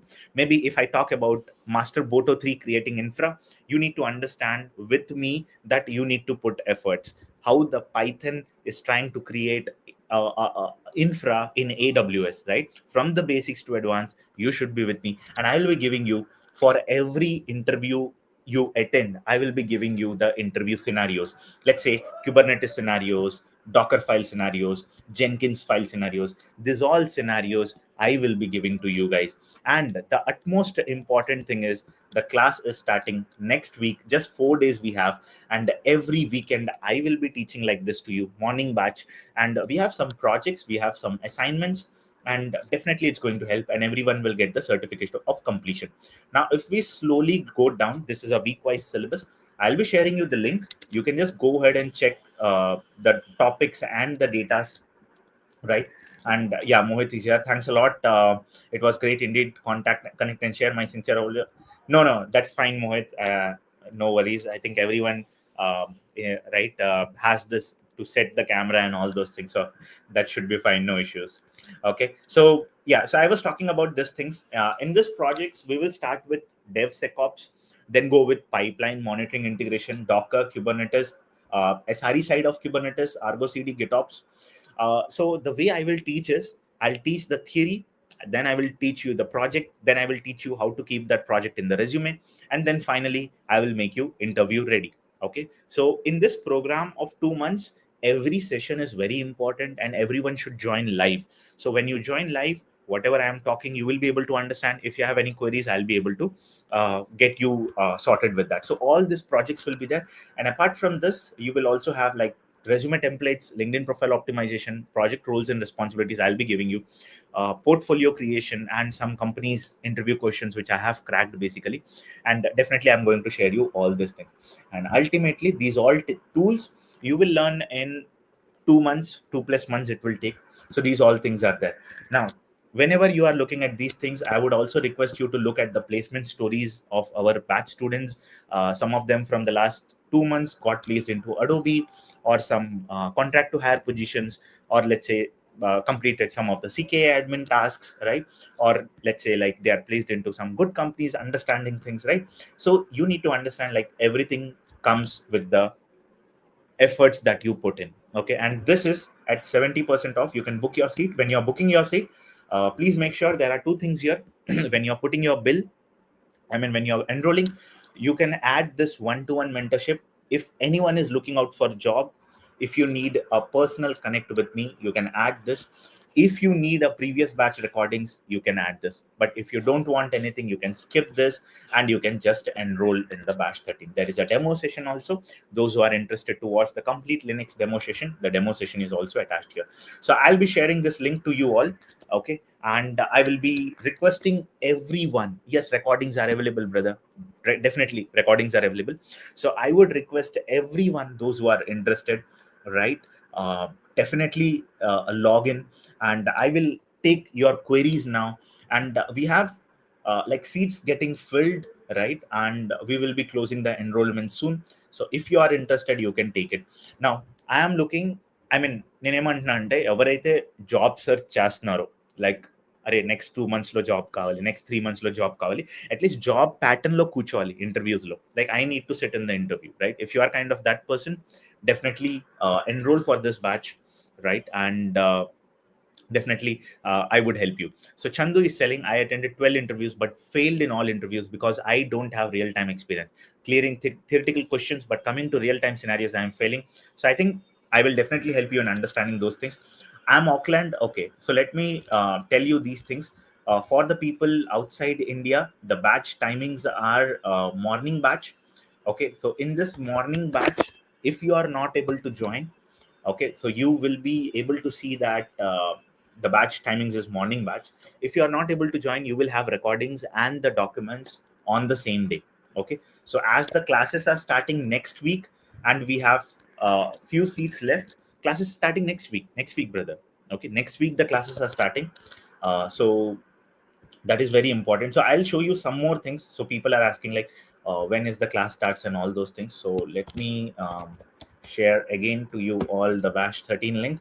So the classes are starting, guys, on 27th September, which is like the coming week, and you have all the data in the website itself. Now those who are booking, I would request you that yesterday only we need to work on the price things, but many of you have DM'd and told us that, Praveen, we want to enroll. Please keep some amount, the same amount, right? And one more thing, those who are enrolling, there will be some documents for you. There will be some printouts for you to take. So please take it. So I'm sharing the link. Anyone who is interested. Okay, Praveen, bro, I have enrolled for batch 12. Is that enough, right? Bro, batch 12, good, you have enrolled, but that is a recorded, right, which you are right now at the position. But if you want to again continue in the batch 13, you can join the live sessions, because I will be teaching, right, completely, right? So in your recent Instagram post about the resume template, but you mentioned sharing your resume or resume format, but the link has the website links. Yes, I think why I have not put the main resume template, right? The thing is, I couldn't find that template. I took the video of that, but I couldn't find the template, and the template which I had was not masked. So I have to again mask it and keep it. So I thought like, okay, whatever the links has been shared, that has been shared, right? Could you please share the actual template or format? I have done with Nova resume. Probably you can also do it. I have enrolled for batch 13, but I did not take the mentorship. Is that way to add now? No, bro. If you have taken the mentorship, if you have not taken the mentorship, that's not possible right now. Okay. So any three people from this entire live session, anyone who is willing to enroll with me. Sham, you have enrolled. Good. So 1 week left. Any three people, new people who are from maybe USA, Auckland, India, maybe watching me from Bangalore, right? Anyone, any three people, you can give your name to me, and I will be waiting for you for your enrollment to get completed, and I'll be guiding you with some certain steps. And one more thing, those who were from the previous batches, let's say batch 10, 9, 8, all the website migration has been completed. If any one people, let's say if you don't see your course tab, please email us. Okay, now I'll be asking you some questions. Any three people who are interested to work or learn with me? Yes. This will go with 2 months. Okay, this will go with 2 months, and till the new year, at least you will be with me till the new year point of time. Okay. Okay, Angelica, you want to enroll? I have shared the link. You guys can directly enroll. And three people I am looking for today. Anyone who wants to come in, and even I can share the link in the LinkedIn also, because I see many a time people on LinkedIn try to ask like, Praveen, where is the link? Where is the link? Right. So this is Sunday. Another 10 minutes we will wind up this session. But yeah, if you have any questions, any sort of doubts you have, you can ask me. And this is the link for the LinkedIn people also I have shared. I will, Anna, go ahead, guys. Okay. So any other questions you have, I'll put like live Q&A, maybe live Q&A. I'm interested. Komal Yadav, brother, take it. Okay. Live Q&A, I have put it. And this is the Bash 13 link. If anyone is interested, you can enroll. I will be there in this live taking all your queries. Okay. So yeah, go ahead, guys. If any questions, any queries you have, you can definitely ask me. And any three people who are interested. So Komal Yadav, Shri Hari, and Angelica are interested. Let's take them in from this live, and from the next week, you guys will be with me in Bash 13. And next week itself, Saturday 25th, we will be rolling out the live session. Okay. So Any doubts, any queries, anything you want to discuss with me, please let me know. And people on LinkedIn are very, very silent. So today being Sunday, you guys are silent. Okay. Yes. Live sessions and recording, both are available, right? Live and recording, both are available. So let me share the link with you, right? And I will tell you that both live and recordings available. Okay. Right after every live session, you will have the recordings. Okay. Right. Mohit is telling my DXC analyst infrastructure services role, DevOps key. Brother, it's kind of an infra role only you are in. Correct? Infra, like you are into the infra, right? And you can definitely move. Like, I'm not telling like you have to move completely into DevOps. You can move like DevOps and cloud and all those things. Like different platforms are there, right? Yes, Herbert is interested. Herbert Foga. So Herbert, I have shared you kind of a link in that LinkedIn itself. You guys can take a look. Okay, Teja Verma, brother, you can mail us if you are from batch 12. Definitely, we will check your details, okay, and help you. Okay, you can mail us. Okay, bro, I'm a final year student. Are there, bro? See, any final year student, it's little bit difficult to get a job at present. The market situation is not that good, but with that said, you cannot stop your job search. Okay, you cannot say like I am closing my job search today, right? Both Saturday, Sunday, both. So every weekend you will have classes, both Saturday and Sunday, right? Herbert, got it, guys?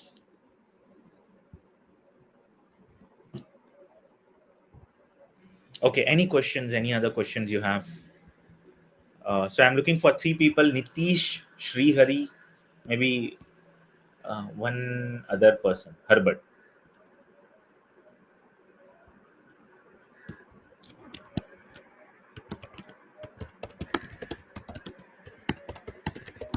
Okay, I'll put this Q&A with DevOps engineers. Q&A with DevOps engineers.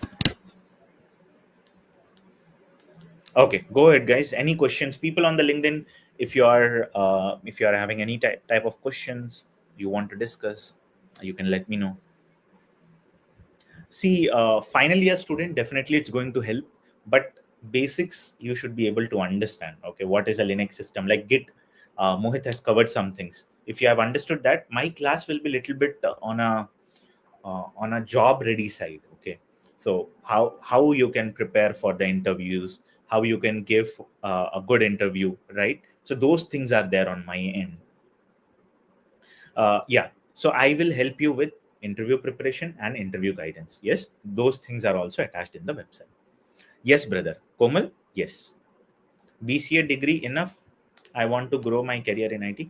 If you can do MCA also with BCA, that will be an added advantage, brother, right? Because BCA alone can give you job, but it's kind of a lesser salary job.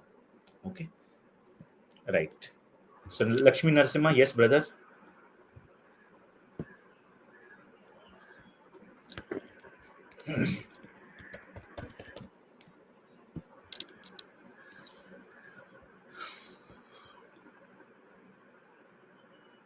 Okay, Herbert is from US. So thanks a lot, Herbert. Okay, so that's great. So I'm waiting for couple more people, and we will check things.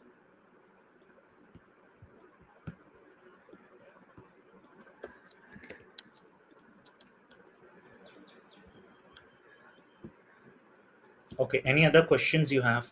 Okay, I'm preparing for DevOps roles. How should I transition from theory to hands-on confidence with projects and troubleshooting? Could you please suggest a practice method? So Chandu, I would suggest, even if you have enrolled with me, or you have any other mentor or any other YouTube platform where you want to learn, go ahead with projects. Let's say project 1 you are doing, project 2 you are doing, project 3 you are doing, and with these projects you will be able to understand what is the troubleshooting challenges you are getting, right? So when you are looking at around projects, you will be able to understand like, okay, project 1 is having issue, project 2 is having issue, and these are the troubleshooting steps which you have to do. Correct. So that thing, like when you are doing the hands-on, you will be able to understand like what are the issues, what are the solutions. Okay, Siri, if you can tell me some things about your experience, right? Like career gap is there, I can understand definitely. But how many years of career gap is there? When you started, what's your current situation? If you can tell me, I will be able to help you. And one more thing, guys, this Thursday, we are hosting a Bangalore DevOps engineers meetup. If anyone is interested, you are welcome to join in. Okay.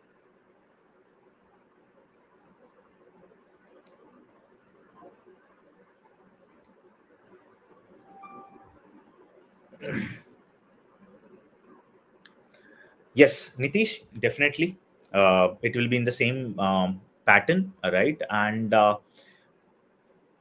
would tell you like it will be on the projects basis, right? Like project 1, project 2, project 3, project 4, project 5, and the same pattern you will be able to see. Yeah, great, Chandu, right?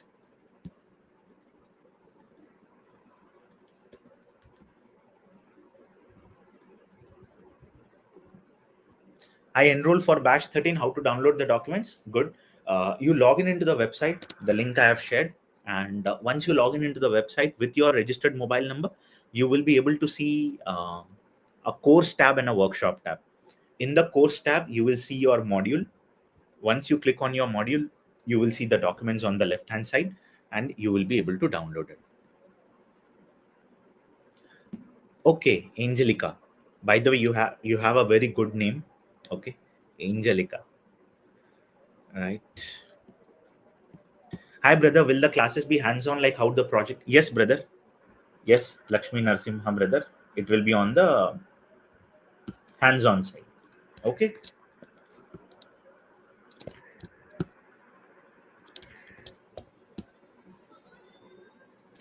Please share the Microsoft Bangalore location to attend. Okay, you guys are asking me.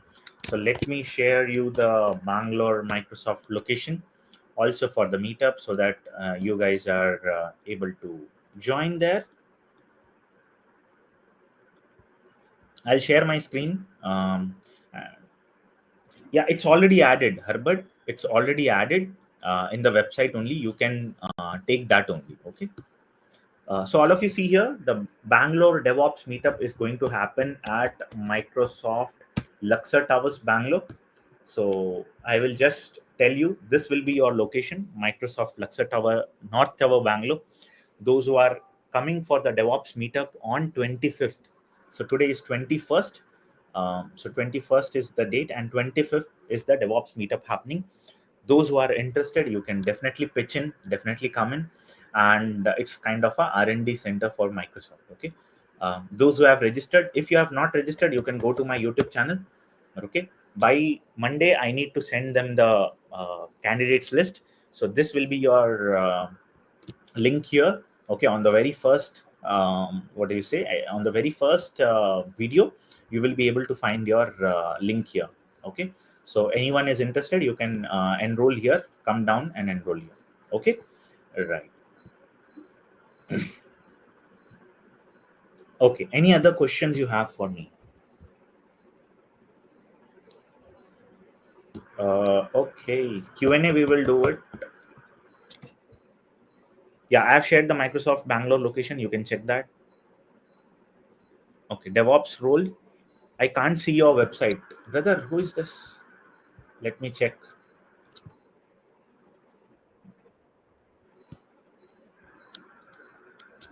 Okay. I have shared you the website link. You can check this. Hyderabad meetup, we will do later point of time, probably uh, in January. Okay. So stay tuned. In January, we will do it.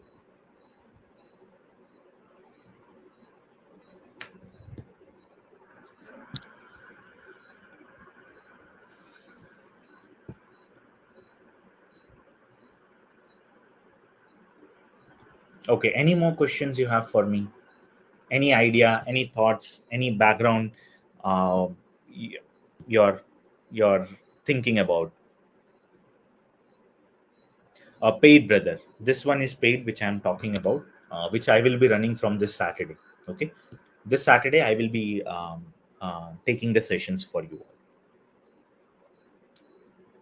Okay, those who are looking out for job, it's a very good opportunity for you, because uh, you will be having the things, learning the things, and getting the knowledge from my end, right? And definitely I will try to bring people like Mohit who can help you little bit on the scaling of the things, also understanding of the things.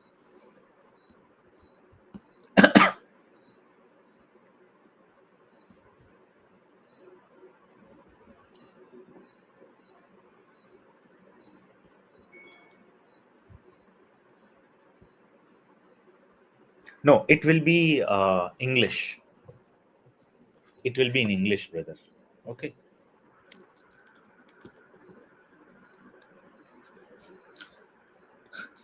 Dark angle, I know you. How you know, brother?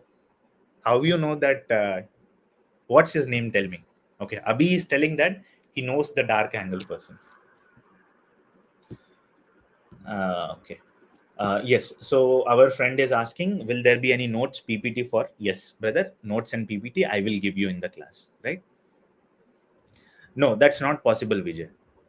Why GitHub important for career transition? It's not about GitHub, to be honest. Okay. It's about learning DevOps. Like GitHub is a part of DevOps. Not only GitHub, you will see like Bitbucket, TeamCity, or GitLab. These all are repository managements. And any DevOps engineer who starts his career, they will start with a repository management. They want to store some things, code or files. Okay. Yeah. So Dark Angle is asking, tell me my name. Bye. Tell.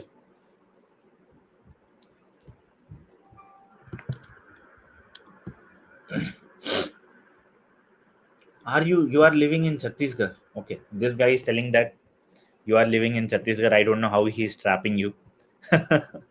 Okay, it looks good when you talk like, okay, I know you tell me like my name and all.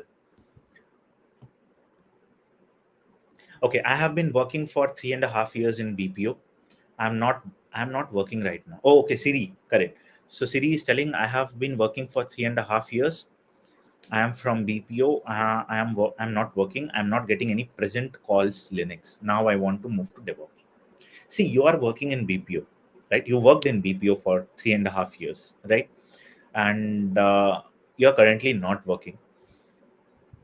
So you have kept your resume like Linux, but calls are not coming, and you want to move to the DevOps.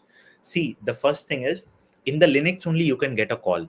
Okay, you have to tell them that I'm a Linux engineer working in like XYZ company. Due to some personal emergency, I have taken a career break, and I'm looking out for a job change right now.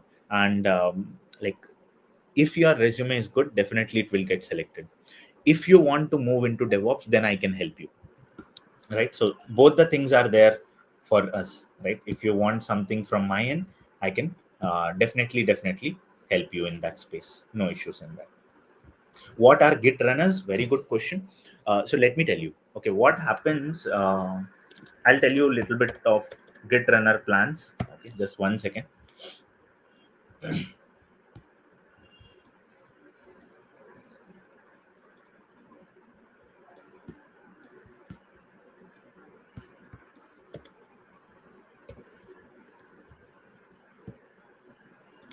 Okay, so when we talk about the Git runner, I will tell you, Git runners are nothing but when you are running a pipeline. Let's say this is my pipeline, and the code comes in and flows on the multiple layers.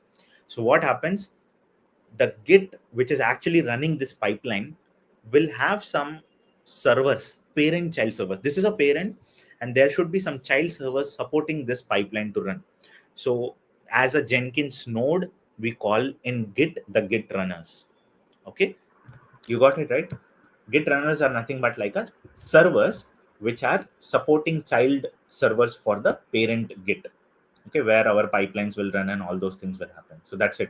Nothing special in that, and very simple. If you know Jenkins, you will be able to understand GitHub runners also. So no issues. Okay. Yeah, I have told you already, Narsima brother. Definitely notes are there, PPTs are there, and I'll be helping you with it. Okay.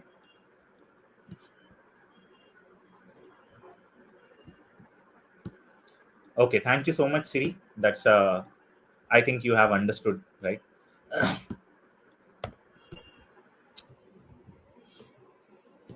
Okay. Any more questions you have? Okay, Komal, you can go to the, okay, those who have enrolled, I will tell you. Those who have enrolled, please log in the website, okay, and go to course tab / workshop tab. This is the pattern, okay. Yeah, thanks. Like Jenkins agent, same brother, exactly. Like Jenkins agent, you have a GitHub runner, and GitHub or GitLab runners are very easy to create. You just go to the GitLab, create a GitLab.yaml file. You have your one child server attached. That's like there will be one command, okay, from the GitLab or GitHub. You copy that command, put it in the server, it will run. Same like Jenkins, how you have done the Jenkins and GitLab integration, Jenkins and server integration. So I think that should be good.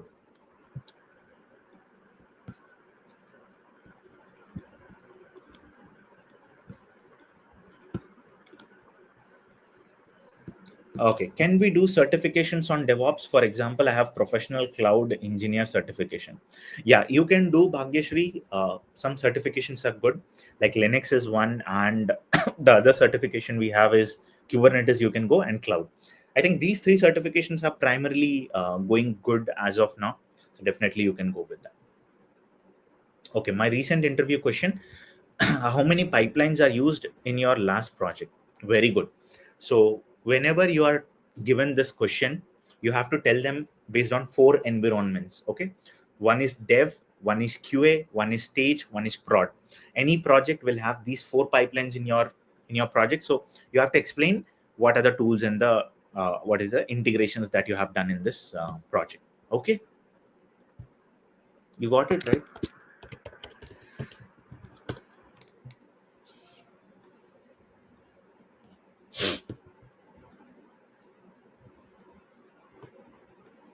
Yes, labs are there, brother. Labs are there. Those who are enrolling, you can use these links. Okay, no problem, bro. Any other questions? Any other doubts? Any other questions you have for me? Like, Praveen, I want to discuss with you this. I want to discuss with you that.